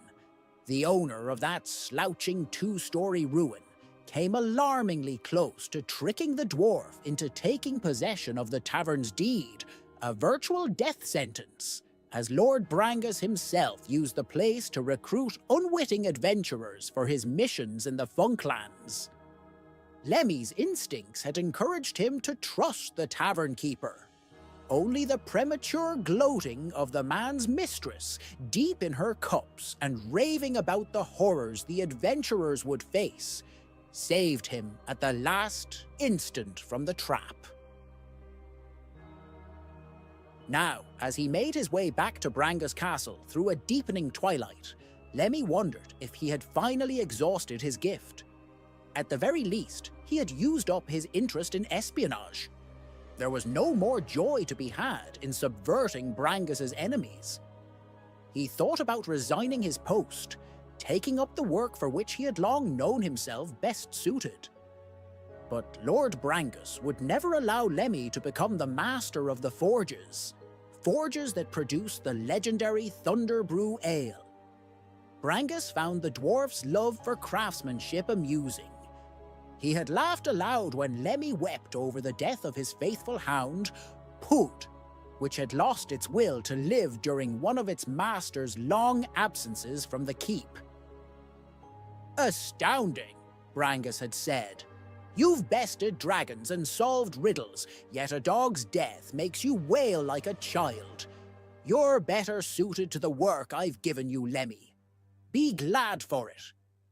No, Lemmy decided bitterly as he topped a rise in the narrow road. If Brangus wants me to wear a spy's cloak, I'll never convince him to let me exchange it for another.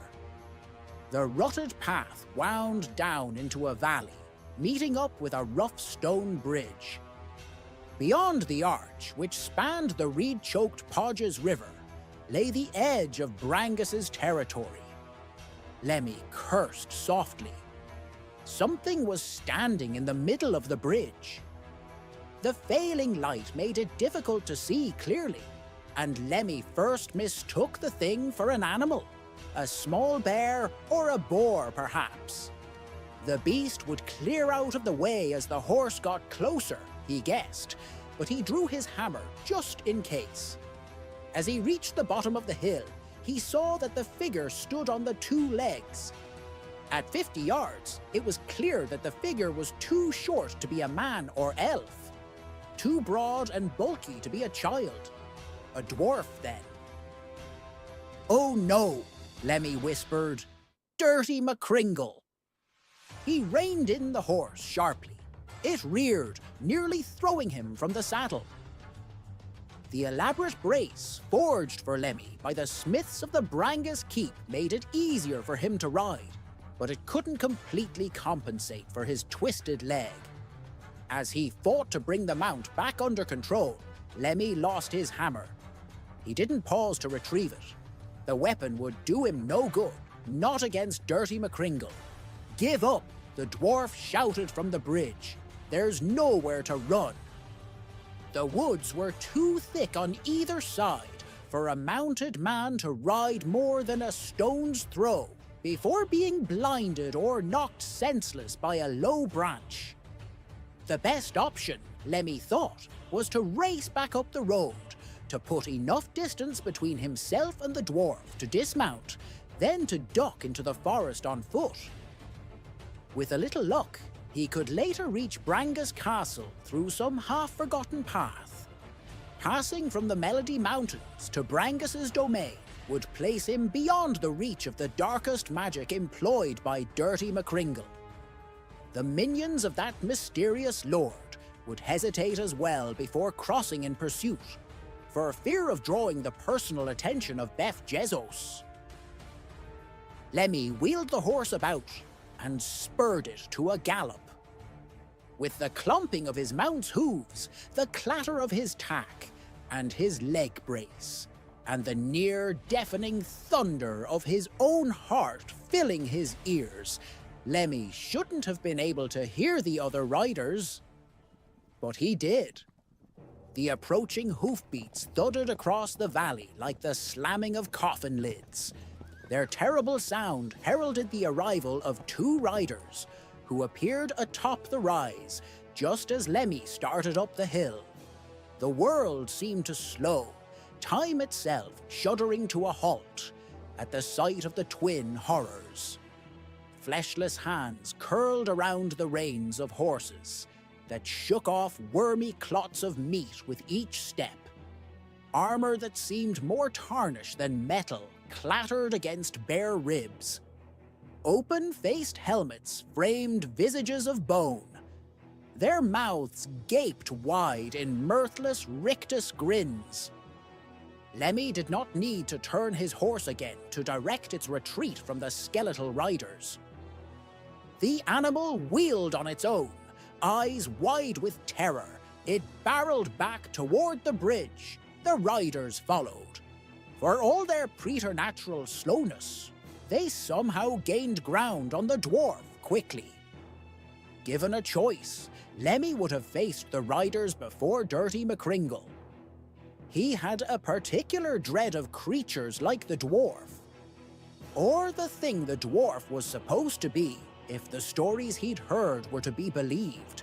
Beth Jezos's generals, too, had warned him against tangling with Dirty McCringle. He was unpredictable, the sort who might turn a simple act of espionage into an excuse for open warfare. Lemmy could only hope that the stories were exaggerations, for there was no stopping his horse now. It recognized the stench of the grave emitted by the dead riders. "Fate favor me," Lemmy said, then kicked his mount into a full charge. McCringle's iron-shod boots struck sparks from the stones underfoot as he ran to meet the assault. He balled his thick-fingered hands into fists in front of his face. Then his arms went slack, trailing loosely to his sides like broken wings. Claws burst from his fingertips. His heavy-footed gait became more certain, swifter. Fur sprouted in unpleasant grey and black tufts from his face and bare arms. A scream that was equal parts ecstasy and anguish blasted from his lips. The dwarf's entire frame convulsed, the bones of his skull grinding into a new configuration, a terrible mixture of dwarf and beast. The transformation completed itself. Just as McCringle reached the near end of the bridge, an instant later, horse and rider were upon him. Lemmy directed his mount's wild flight as best he could, hoping to drive McCringle aside or perhaps even trample him. For the briefest of instants, it appeared that he would escape. McCringle fell to his back as the horse bore down on him. Dirty the mount McCringle leapt forward, and Lemmy gasped. The way stood open. Brangus Keep and safety beckoned at the bridge's It's crazy, far isn't it? end. The elation that sight engendered was short-lived. Even as the dwarf turned his head, hoping to glimpse the battered form of the werebeast, his horse collapsed beneath him. The unfortunate animal screamed once. Oh, then Major Carl. crumpled. There he is. What's happening? Lemmy What's happening? pitched forward. The saddle, its strap somehow What's happening? sheared, and the saddlebags flew with him. They landed in a snarl at the center of the bridge's span. Landed in a snare. As he raised his head from the stones, Lemmy glanced back at his fallen horse. The animal had been split from breastbone to tail.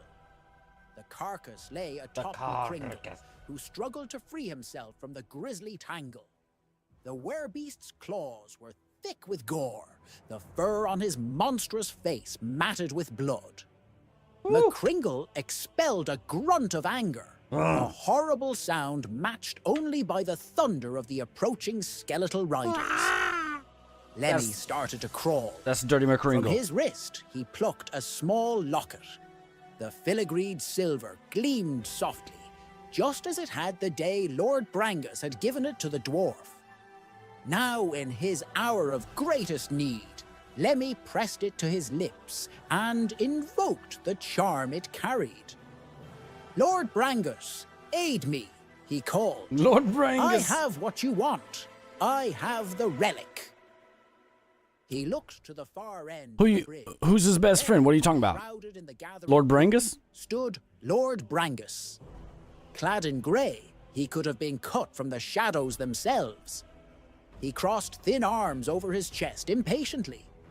A breeze stirred his wild mop of black hair, uncovering his eyes for a moment. The dark orbs glittered brightly in a pale white face. Give it to me, he cried. Give it to me. Quickly. Lemmy snatched up the saddlebags, stuffed to bursting with scraps of parchment and folios of notes about the relic. As the dwarf raised the satchels above his head, the world went suddenly silent. McCringle's growls and the awful thunder of the dead riders, even the dull murmur of the river, all quieted at the same instant. A soft, unpleasant sound quickly filled the void. It was a voice as deep and bleak as a bottomless chasm. It shook the soul and froze the blood.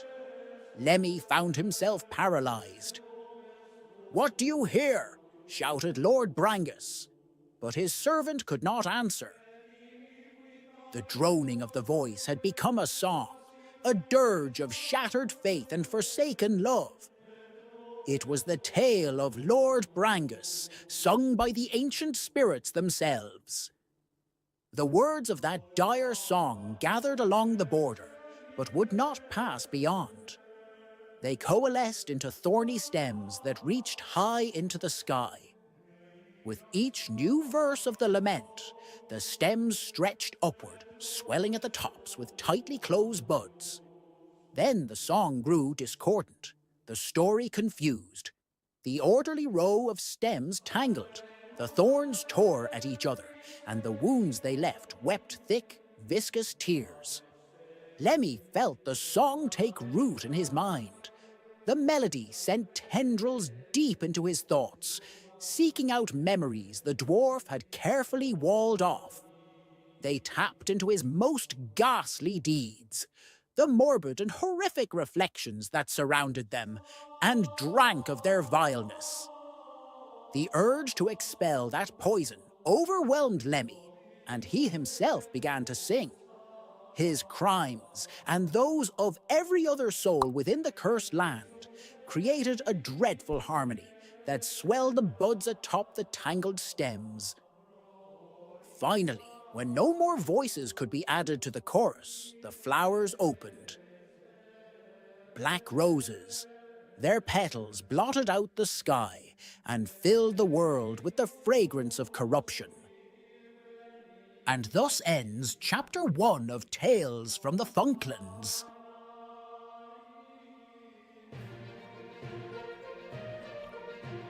Look, I'm glad we're all back here, getting absolutely buck wild. But as you know, I've been working double time, quadruple overtime, with the mink dinks of Brel. particularly in the capital city of Boomtown. And we have the latest edition. Let's check it out. Speaking of who we just heard about in the... Look at the serendip. You Mink Dinks over there, you're getting a raise. Plus 50 Poolong an hour.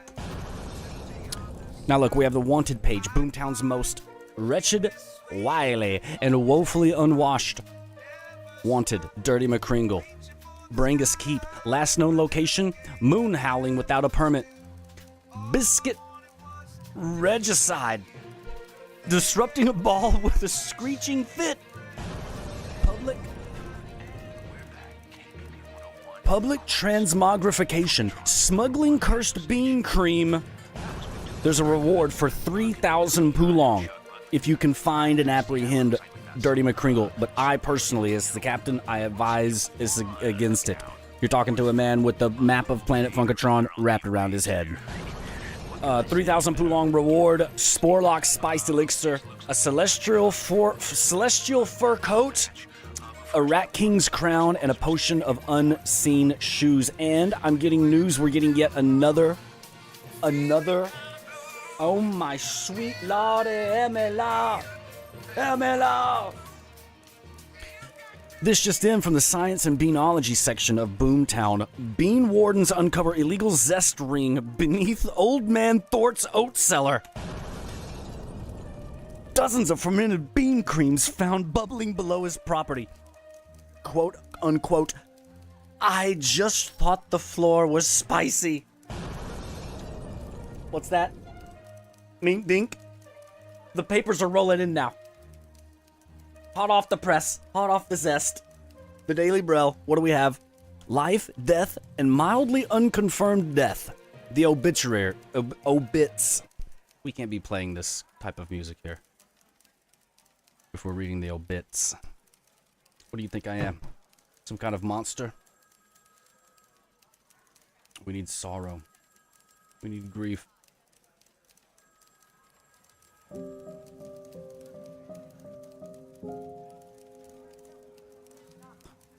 Life, death, and mildly unconfirmed death. The obituaries of the Daily Brel. Farewell, maybe? Question mark? Rest in peace, Dr. Zorpal Nebel. Mad brain scientist tragically became a pigeon. Despite his genius, his latest experiment was for the birds.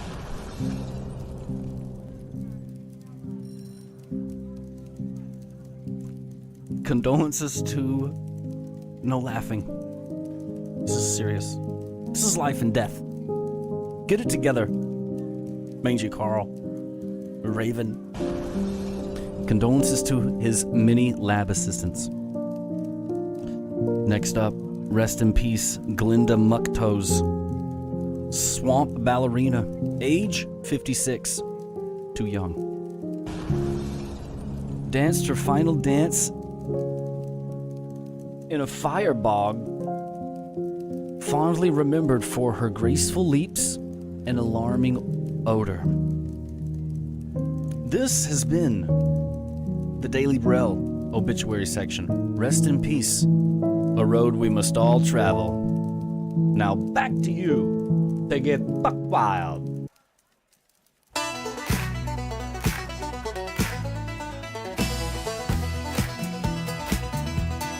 Now look, I've been working for the last 88 hours with the Mink Dinks.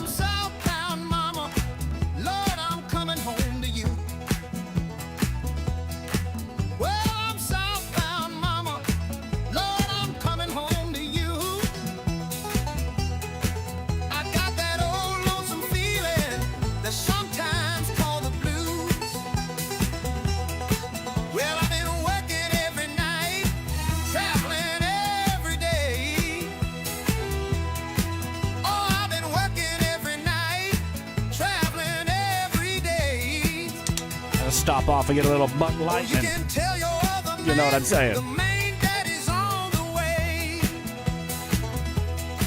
Well, I'm southbound, mama. Oh, I'm southbound, mama. Oh, I'm southbound, mama. Oh, I'm southbound, mama. Oh, Lord, I'm coming home to you. Now let me talk to him real quick.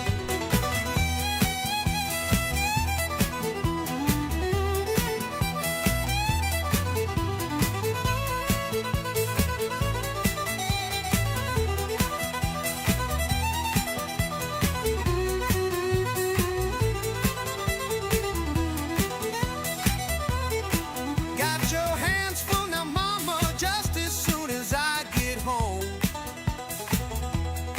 You'll have your hands full now, woman, just as soon as I get home. Well, I'm gonna make it up to you for all the time that I've been gone.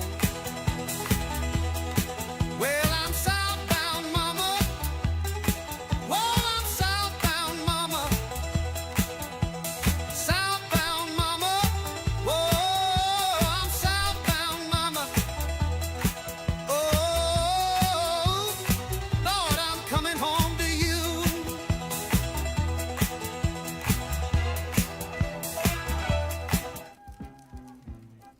Oh, hey there. Hi, this is Greg. Could you milk me? Oh, my God. Jouis-la immerse. Attention passengers aboard the TC Falcon. Join our Discord to help program me, Scarlet, and become a more integrated part of our next level streaming experience. Scoop doo doo doo doo doo doo doo doo doo doo doo doo. Da da da da da. Skadoo-doo-doo.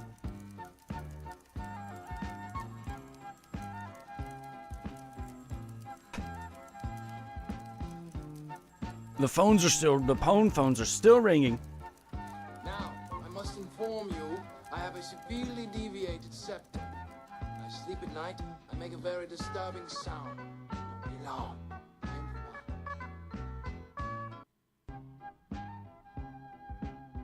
Ba ba ba da ba. Attention, Falconeers. Attention, attention, attention. I have nipples, Greg. Could you milk me? Look, we might, we're here in the cantina. And we might just ting tang wada wada bing ya. You know what I'm on? You know what I'm on? Let's just do this in real time. 1 second. My plums. Plums. Beautiful bluish hue. The sun just dancing right off of them, just nice. Getting ready to take them to market. Ready to take them to market.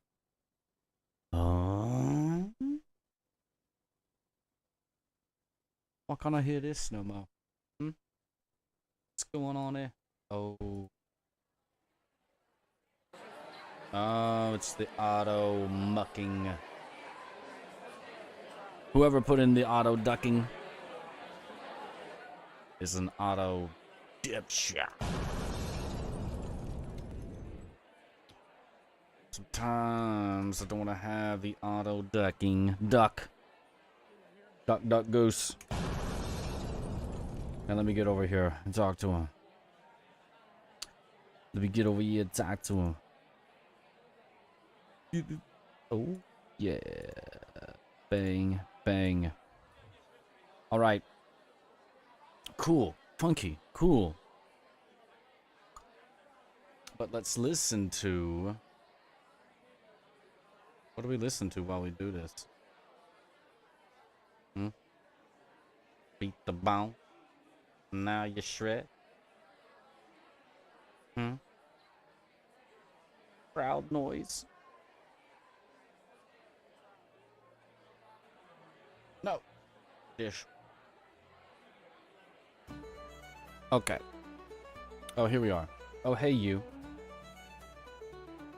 Don't mind it. This is just the buck wild. This is just the buck wild energy bursting through my chesticles. Now, not only have I spent the last 988 hours with the Mink Dinks in Brel, in the capital city of Boomtown, I've also been working on the Attack TC card game. We've got so many. Dr. Malky, his infirmary is just right down there, yon. Or somewhere. Let's look to the next one. A Bean Scout pod. Vehicle support. Summon a 1/1 scout with reveal. Look at the top 2 cards of your deck. Keep one, discard the other. What else have we got? The Bean Scout. These are also in the Discord that Scarlet was telling you about. The Beth Jezos card. Oh my god. Legendary villain. Cosmic Overlord. Every time an opponent draws a card, they must discard one at random. Passive. The algorithm hungers. Scary. At the end of each turn, Bev Jezos siphons 1 energy from each opponent. Content collapse. Once per game. Speak the phrase, "I've optimized your soul," for engagement. Oh, the Bone Wand. The Bone Wand of Buck Rayleon. Look at that. Just turn it like this. What is it? Yeah.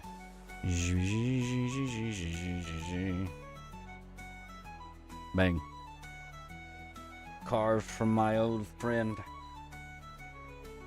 Never gone, but never forgot.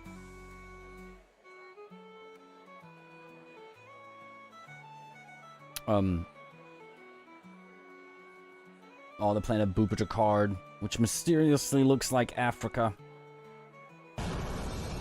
Don't worry about it. Planet Botanica card. Oh, yes, the Buck Nasty. We gotta get you to complete the Highhammer quest, Raven, sometime. For you and others who have ventured to Highhammer Keep in the northern kingdoms of Zest, know of King Engelbert Highhammer and his hammer, Buck Nasty, with a buckstone. When summoned, roll a d20 to channel the buck wild energy within. Fuck, I gotta get a d20. I think I got some dice running. Where's the fucking die? 1 through 5, the buckstone overloads. Your hero takes 2 damage. If you roll 6 through 14, your hero and all allies gain 2 damaggio for 2 turns. 15 through 19, Buck Wild Surge. All enemy creatures are stunned. If you roll that sweet, sweet nat 20, baby.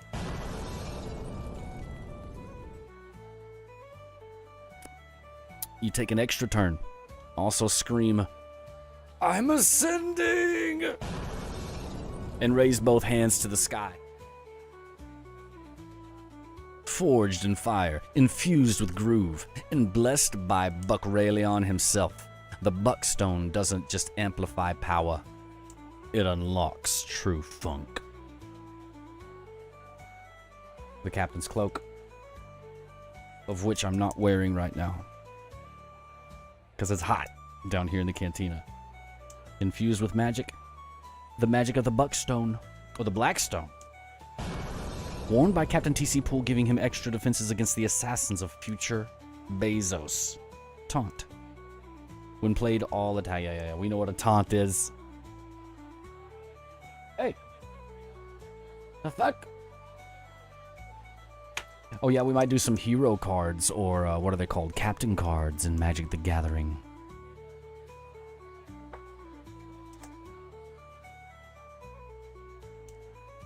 Space Captain, once per turn. What do I roll? 1 to 2, 1 damage. It's getting messy. 3 to 4, it's a friendly creature. 2 to But yeah, all these cards are fucking buckwad. They're buckwad. And more to come. I gotta get them printed. I gotta get them ordered from Nebulon 16, 17, 18. Dingleheimer, what are you doing? Are you dancing a jig? Can you even say that anymore? Where's my light? Don't worry about it. Everything goes according to plan here. Absolutely everything. Look at this. I found a map of the Gizzlecake Grotto. Look, now it doesn't reveal its location because I can't do that. I mean, I'm freaking live streaming here, okay? What the fuck do you think I am over here? But we can. Toucan. Sam. What? Where is the Gizzlecake Grotto? Shut this up right here real quick and let me get over here to the Gizzlecake Grotto. Now look. What is the Gizzlecake Grotto? Drizzle, drizzle, give me the nectar. Look. Damn. Damn, baby. Damn, baby. We got that Gizzlecake Grotto, baby. It's in a hidden location. Oh my God. We got that booty vault. We got the black soot butchery. Lord, take me down to the Gizzlecake Grotto. My soul hungers for the bone.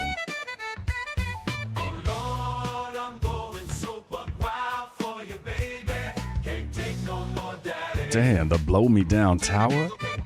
God damn. God damn. The hideaway den, cannonade common, the shank shack. God damn. In the Gizzlecake Grotto, baby. In the drizzle the nectar. In the Gizzlecake Grotto, I might smell like cheese, but I got what you need. And in the hidden Gizzlecake Grotto, wow. Lord, take me down to the Gizzlecake Grotto. My soul hungers for the bone. Oh Lord, I'm going so buck wild for you, baby. Can't take no more, daddy. To the Gizzlecake Grotto. Can't take no more, daddy. To the Gizzlecake Grotto.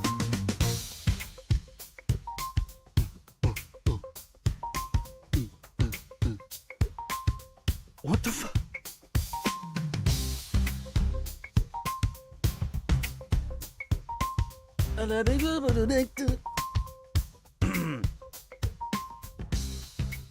Yes, to press, but lo and behold, I'm afraid that yes, we are indeed getting yet another copy from the Mink Dinks here.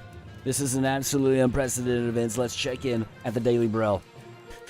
Mildly sentient after trees complain about poetry. Summerwood Forest now declared, look at 'em, yo.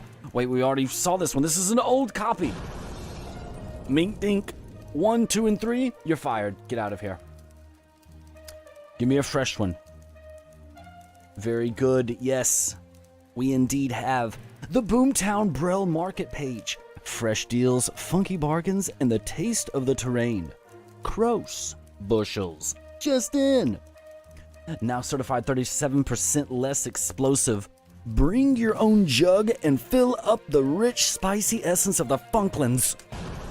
Warning, do not mix with lan milk unless you're into spontaneous jazz. Limu, sour variant. You tried translating into Old Minkish all night. From Old Minkish and out of Old Minkish. minkish. Limu, sharp, yellow, mildly prophetic fruit, shout, yay, when bitten. Perfect for curse break teas, hair potions, and Monday stew. Spriggle's Table of Things, Uma paste, back in stock. I know y'all have been fiending for that Uma. Well, let me tell you something. They got it.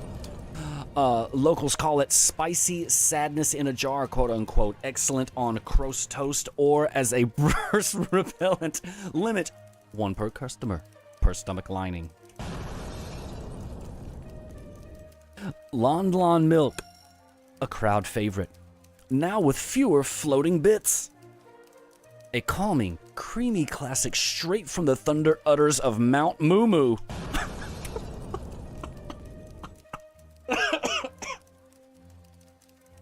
Available from midnight until they vanish again.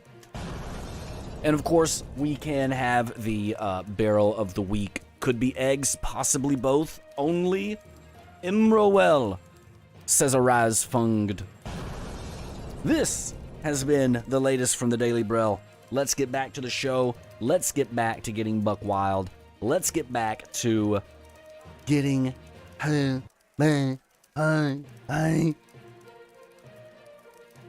If you twerk on string, I don't give a damn. Even if you show your titties, I'll say thank you, ma'am. If you care so much and post every day, then maybe go get a hobby, go to church and pray. No fucks to give, I'll string the way I please. No fucks to give, I'm here to do as I please. So if you care who twerks and shows titty, take a hike. I'm here to rock, baby. TC Poole's gonna rock all night, all night.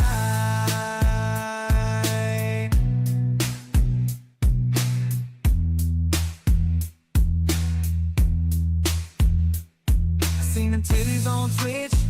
What? Had the double take. Oh my. I couldn't believe my eyes, those big ass titties were great. And then I saw on Twitter people making a fuss. Then I thought to myself, why do they give a fuck? No fucks to give, I'll stream the way I please. No fucks to give, I'm here to do as I please. So if you care who twerks and shows titty, take a hike. I'm here to rock, baby. TC Poole's gonna rock all night. KPP 101, The Quiet Storm. Hey everybody. Let's watch another absolutely buck wild event.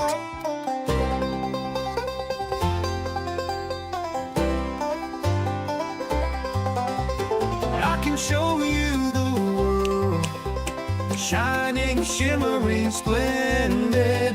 Tell me, princess, now when did you last let your heart decide?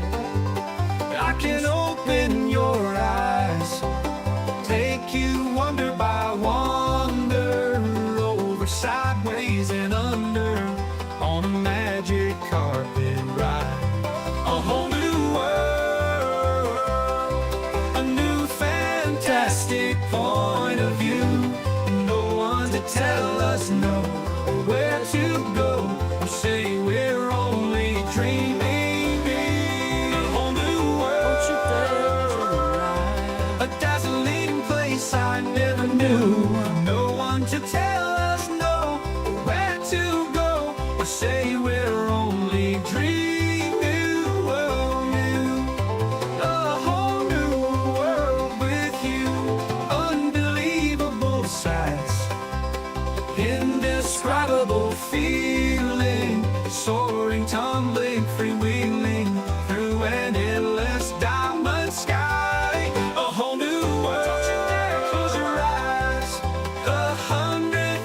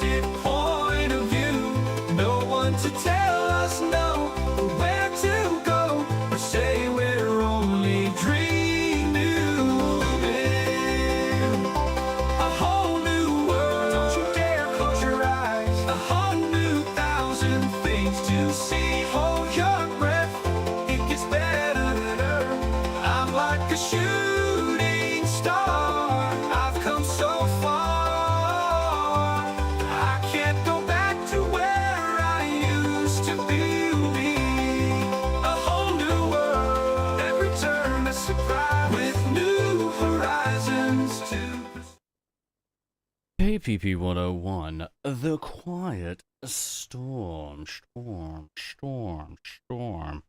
And now, a word from me.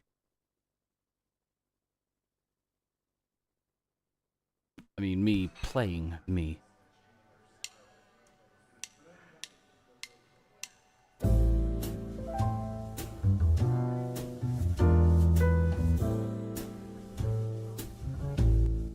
It was a Thursday night. I was down on planet Earth, blending in with the regular humans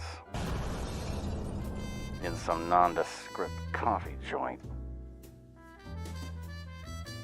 I kinda stood out because I had headphones, a weird thing in my mouth, and a Fender Stratocaster.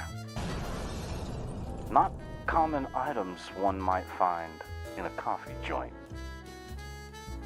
So there I was, playing buck wild shit, making my guitar sound like a trumpet. Some of you all out there are saying, "Wait, we can't hear your guitar." That's right, my guitar is the trumpet.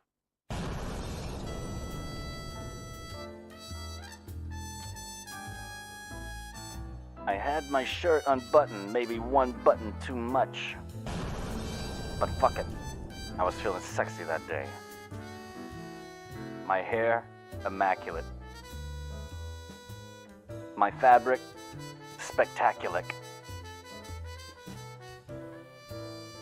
I couldn't believe what was happening. Just a buck wild time on planet Earth.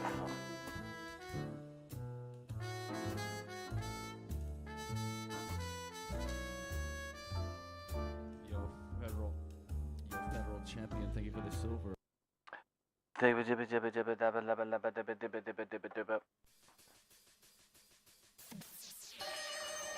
What? Green. Buck wild, yeah, so buck wild, yeah, so fucking buck wild. Oh my god, I can't take it. Oh shit, oh buck wild. Welcome back to the KPP 101, The Quiet Storm. I'm your Captain TC Poole. And don't forget, if you're lurking out there, you're lurking in Lurkington Coat Factory, where you're gonna like the way you lurk. I guarantee it. Lurkington Coat Factory, where you lurk with sweet, sweet cream, where you're gonna like the way you lurk. If you need to take a dookie, if you need to step away or for whatever bullshit reason, you need to go AFK. There's Lurkington Coat Factory for you and all your crew. If you're lurking in a stream, watch out for swine comb poo. Lurkington Coat Factory, where you're gonna like the way you lurk. I guarantee it.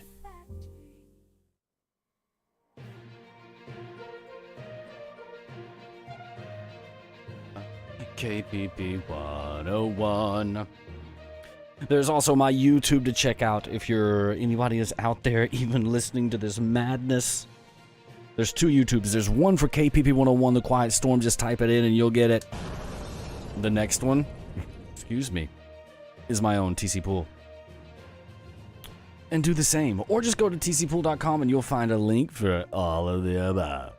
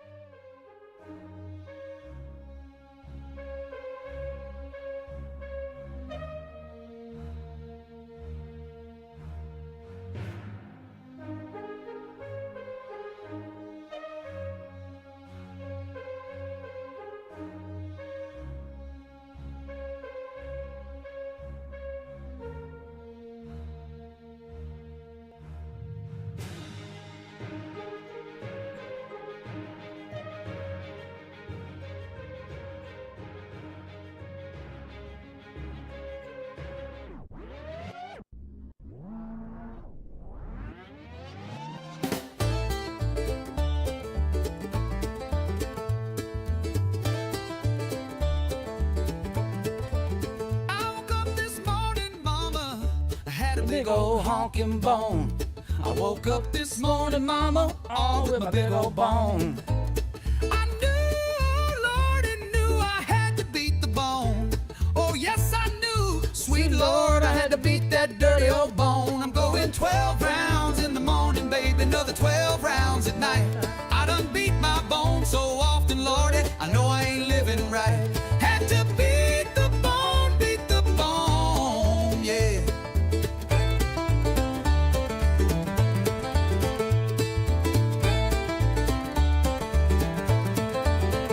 I laid down, mama, I've been working all day. I laid my head down, mama, beating my bone was the only way. I knew the sweet, sweet beating time had come once again. I took my bone out, looked him about and said, sorry, my old friend. I'm going 12 rounds in the morning, baby, another 12 rounds at night. I done beat my bone so often, Lordy, I know I ain't living right. Had to beat the bone, yeah.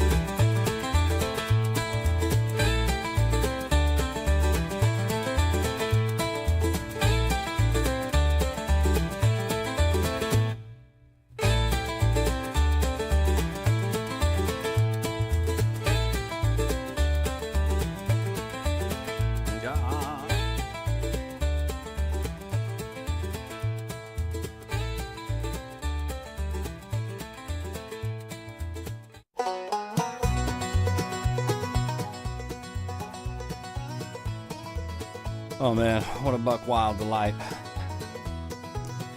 KPP 101, The Quiet Storm. Look at him, y'all. It's incredible. Dinkelheimer dancing behind me. Seem to like it. Space Capone. Jukebox bumping Space Capone. And everybody's in a trance. So I'm a-picking my pants. She's got my feeling how I look, which is very, very sexy. I saw her eyeing down my boob. Next thing I know, she come up together my hand. I pick her like dance. I don't want to. I don't want to love you, baby. I just want to dance. I don't want to. I don't want to love you, baby. I just want to dance. I was feeling very now-a-do. I wasn't in the mood to find it. I needed a partner on the floor. I'm praying to God and hoping you understand. Come and shaking my hand. She's got that feeling how I look, which is very, very sexy. I saw her eyeing down my boob. Next thing I know, she come up together my head. I break it like that. I don't want to. I don't want to love you, baby. I just want to dance. I don't want to. I don't want to love you, baby. I just want to dance.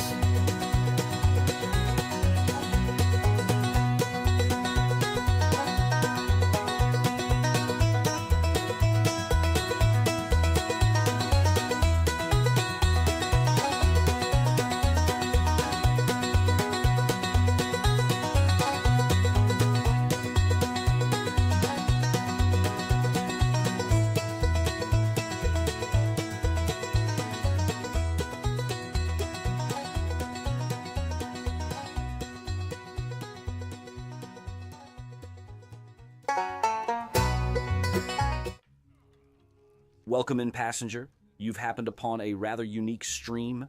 You've been transported into the world of Funkatron, and the adventures of TC Poole, me.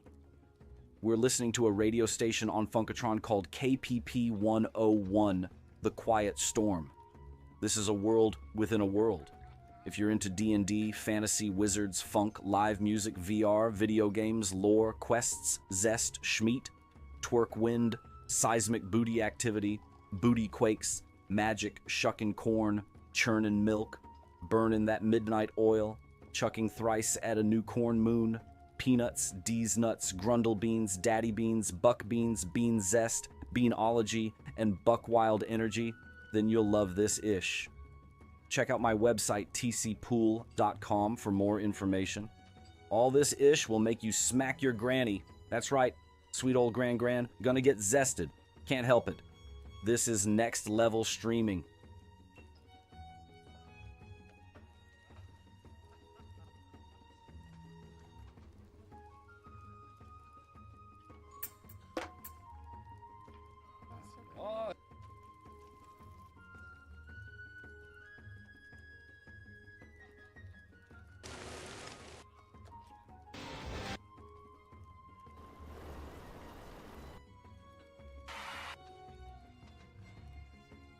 I don't remember where I put this sound.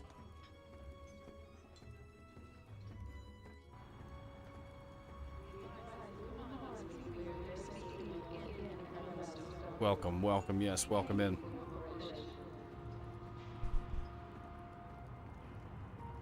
It's the planet right here that we're orbiting around. We're looking out one of the windows of the TC Falcon. It's beautiful. It's beautiful, ain't it? Incredible, delectable.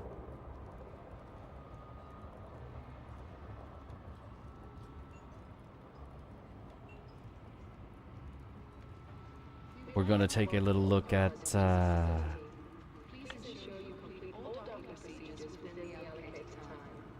little of the history together.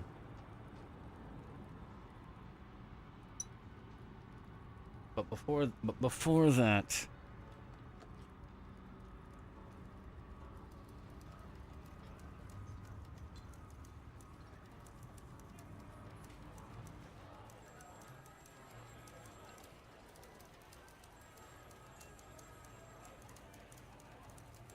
before that, we got to go back to the Daily Braille.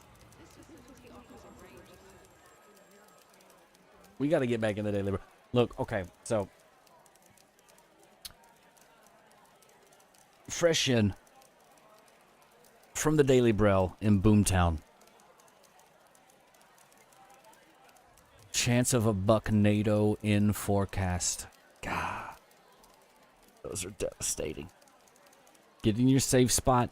Get in your homes. Get in your hobbit holes. Get in your tents. Get in your ditches. Get under a rock. Get under a toad.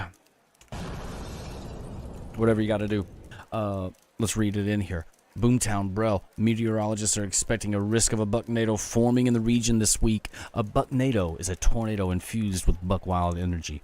Windy conditions spreading across Funkatron combined with the atmospheric factors have increased the possibility of a bucknado occurring in the area. Experts have alerted residents to be able to be very vigilant as the phenomenon is often unpredictable.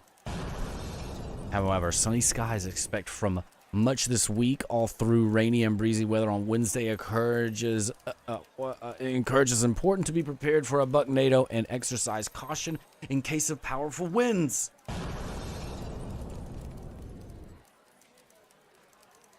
I have a particular set of skills, but not like Captain TC Poole.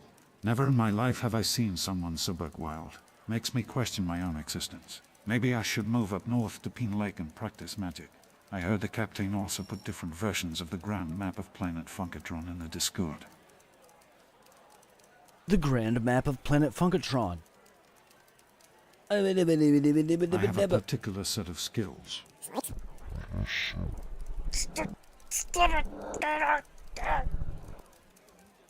Sorry. No robots were hurt in the performance of this performance. Where's my,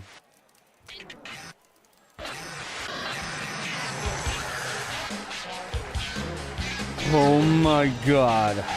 Hey yo. Hey yo. God. Bye. Music, brother. Hey yo.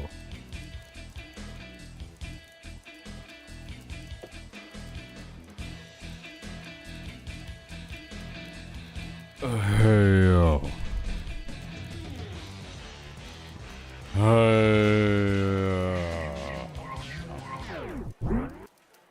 Hey yo. Maybe it's 81.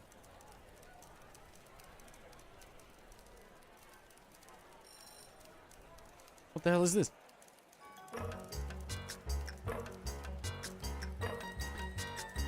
This just in from the Daily Braille. This is more Daily Braille music. Yeah. This just in from the Daily Braille. Mootmere. Braille's bubbliest beverage. Cold, brown, mysterious, possibly alive. Naturally carbonated by underground gas pebbles. Infused with 3 beans of questionable origin. One bean makes you wiser. One bean makes you louder. And one tingles. Legal notice may contain faint whispers. Do not drink or listen to the spells. Put it in your jug, tankard, pocket flask that refills if you lie to it. Find Mootmere everywhere. Honest thirst meets dangerous curiosity. Wait, what's that fine print? We mean gas pebbles. Definitely not mink dinks confirm. What the hell? Oh my god, we're getting another zest. We're getting another hot off the presser.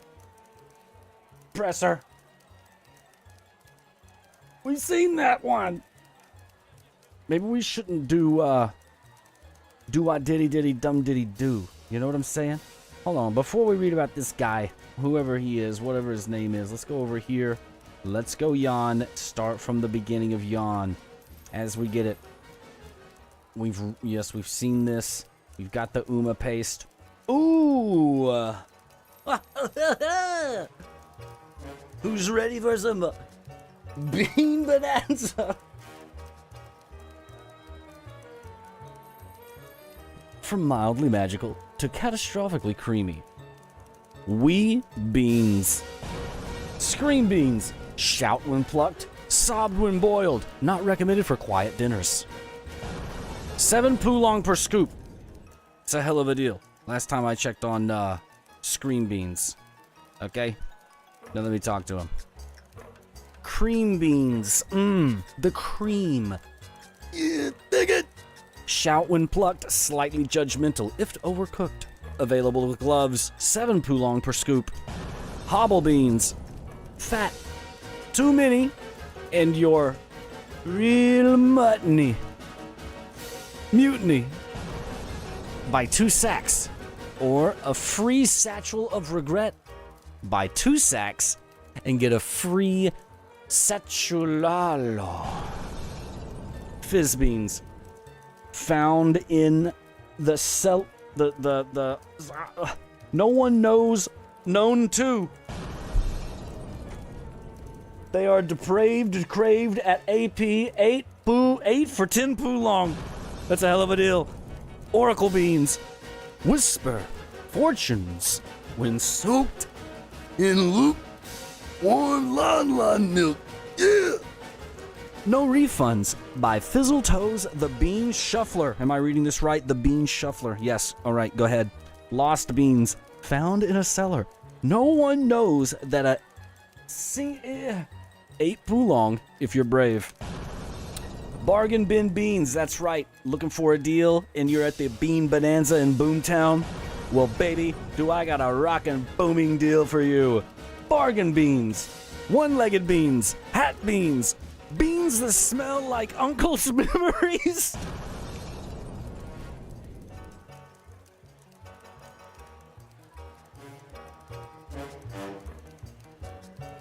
Incredible.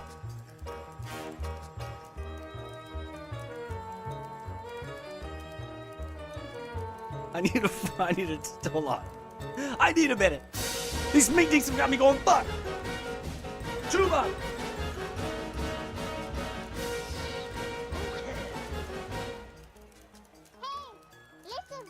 Oh my god, that's right. We've got another doc. The clock don't stop and the doc don't talk. Let me talk to him. Let me see about him. Let me get in here. Let me talk to the lawn. Is that a sword?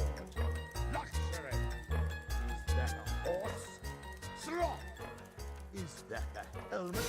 Benefit.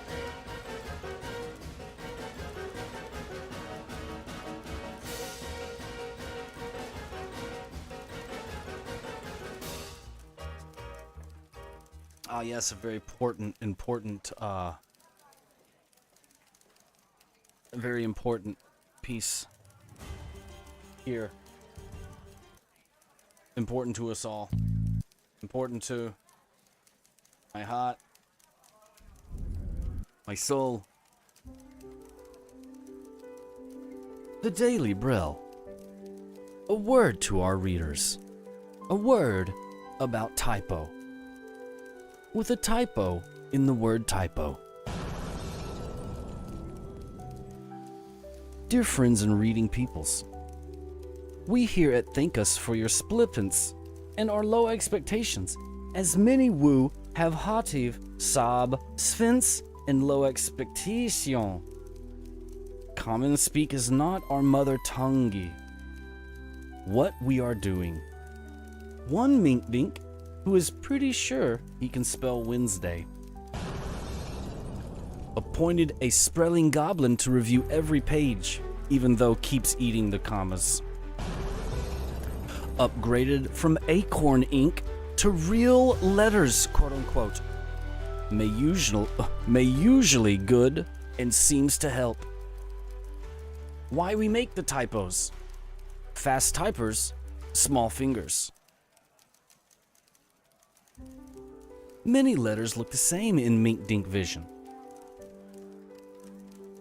We occasionally fall asleep mid-sentence. In closing, with zesty regards, Snaggledork Gumwuzzle, lead editor at the Wiggly Editor Crew. The truth may wobble, but it shall not fall. KPP 101. The Quiet Storm. Attention passengers aboard the TC Falcon. Join our Discord to help program me, Scarlet, and become a more integrated part of our next level streaming experience.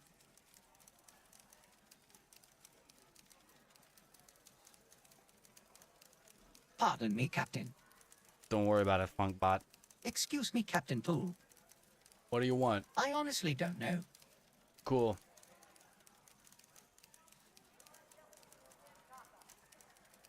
Don't worry about the Jean Quan.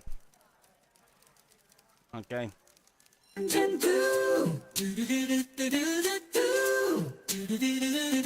Chill. In the lands of Funklands so great lies a liquid crate.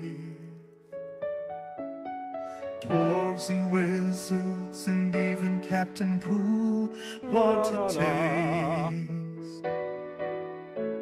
For those that drink get zested, then tested by the gods, who then look deep into your bone and call you by God.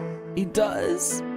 Oh, John Quan, oh, won't you come into our glasses? We long for your zest. We drink you up and we get zested. The dwarves of Funklands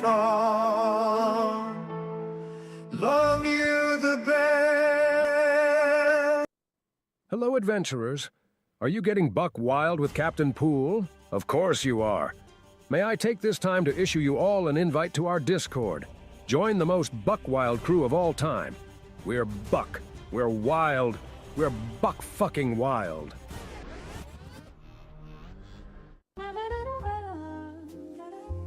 Better find that sweet. Find that sweet You better find that Schmeat. Hey, KVV 101. Where's that Schmeat? Where is it? Sweet, sweet Schmeat. Find it for Looking for it. Good trusty Schmeat. It makes a grown dwarfy. If you look in the forest, you'll find what you need. Me Mugen Schmeat College. It's the guarantee.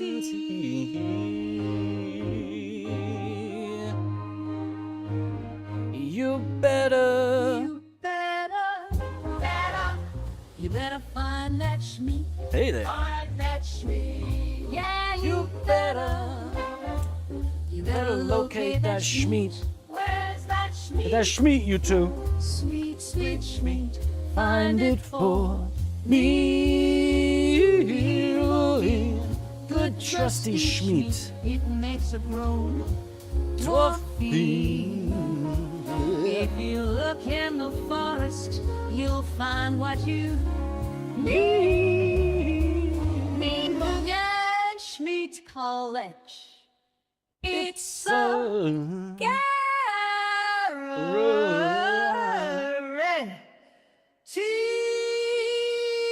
This is a little clip from a clip and made it to the cutting room floor here on KPP 101, The Quiet Storm. If you're still here with us, tcpool.com. She's a good girl, sipping gin, Quan loves her funky tongue, driving the neon. Got a thunder brew in hand with a buck wild twist in the TC Falcon's cantina. Can't resist. She's free falling into John Quan in a galaxy. A flavor the night strong, sipping on stars, buck wild under the moon so bright. In the cosmic haze of a wild delight. Look at the harmonies coming out of the pipes of an angel. Now, that was just a clip of the cutting room floor of KPP 101, The Quiet Storm. The Math Lord appears. Oh, hail the Math Lord! Hail, Math Lord! Hail! 4 numbers. Amazing.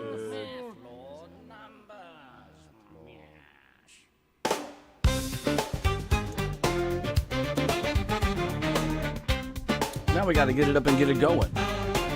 Oh! Big old women at, where they at? I'm looking for a fat. The naughty gel left the jiggly stuff. I got the long leaf, let me give you a puff. Ooh, big mama, let me bring the hammer down. That sweet, sweet, delectable treat, taking you back to Pony Town. Big mama, let me bring the hammer down.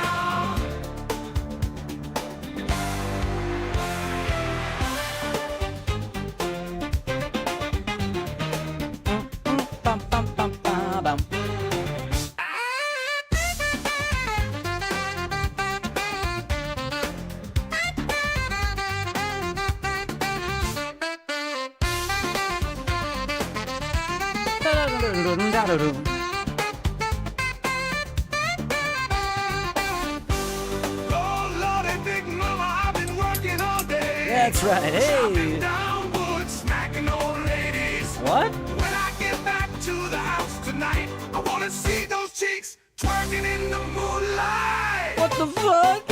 Ooh, big mama, let me bring the hammer down. That sweet, sweet, delectable treat, taking you back to Pony Town. Big mama, let me bring the hammer down.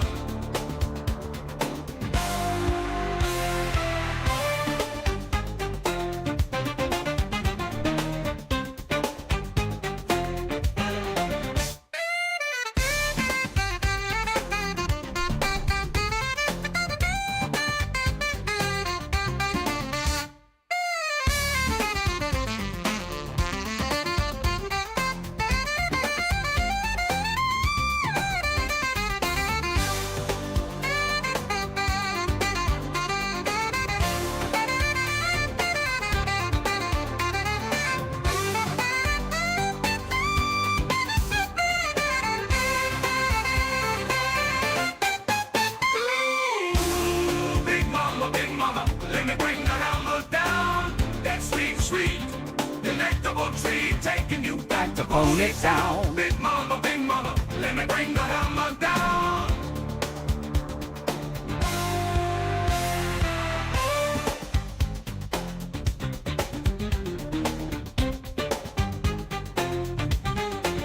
Mama, I can see those cheeks from miles away.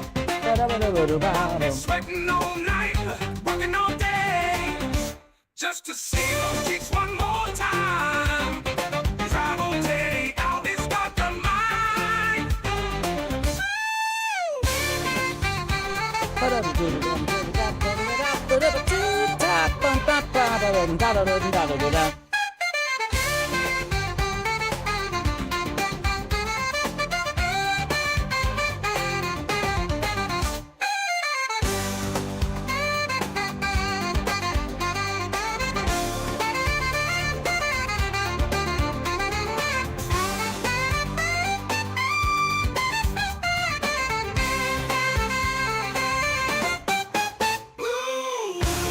Big mama, let me bring the hammer down. That sweet, sweet, sweet, delectable treat, taking you back to Ponytown. Ponytown. Big mama, let me bring the hammer down. KPP 101. The Quiet Storm. As we look into a nuclear post-apocalyptic future. We're all here at the TC Falcon. You know us about positivity. Just like how everything in this video clip is getting positively blown the fuck up. Like that train. That bus. Up. Me and Dinkle. Now what we need to do is look inside. Deep inside of our own metaphorical bungholes.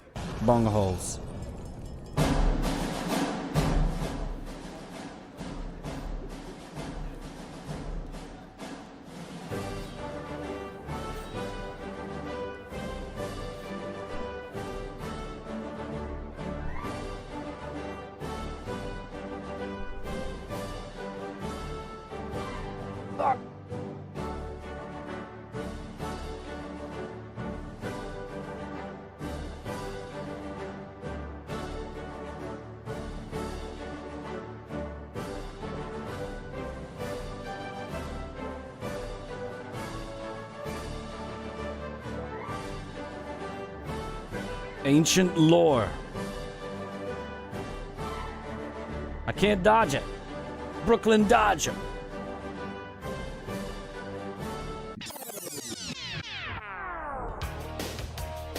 Oh shit. It's the Rat King. These kind words out of the way. Is that him? He might have it. It's really him. Hand it over, the planet's done. What the fuck is this? You don't know me. Will allow myself to introduce myself? Fuck!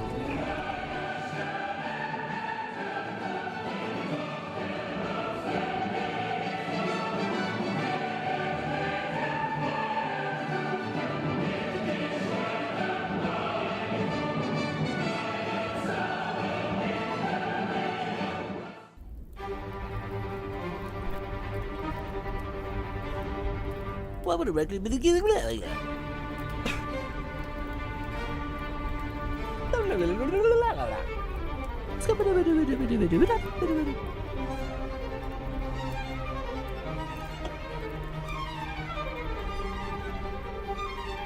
Oh shit! Damn! Damn! Damn!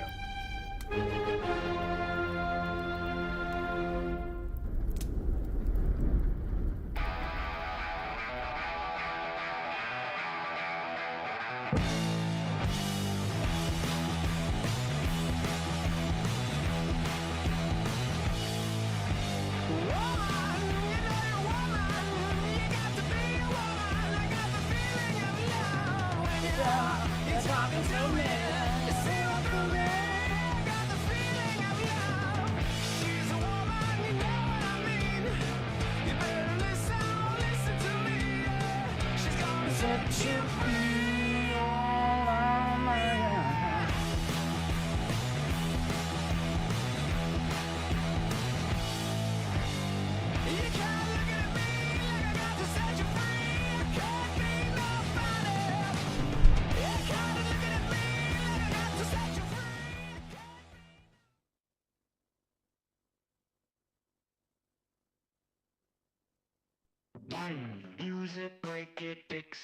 And with that, my Falconeers, let's call it. Got a lot to check out. Got to go back to the TC Falcon VR and see if the screens work. I'm pumped about that. Thanks for letting me know, Raven. Thanks for coming back and daring to be a part of this crazy adventure we got going on. But things are cooking up. It's hotter than ever. The production, the engines, the steam, steaming. The beans are beaning. TCPoole.com, y'all know what it is. If you listen to any music on Spotify or anywhere, look up my music, give it a play, you might like it. Other than that, take care. Nighty night. Fuck! I tried to time it, but I fucked it up. Anyway, we'll be out here getting buck wild. Good to see you, Mangy Carl. Anybody else I missed that's coming by, y'all know what it is. Take care, brush your hair, night and night. Keep your bungholes tight. Bye-bye.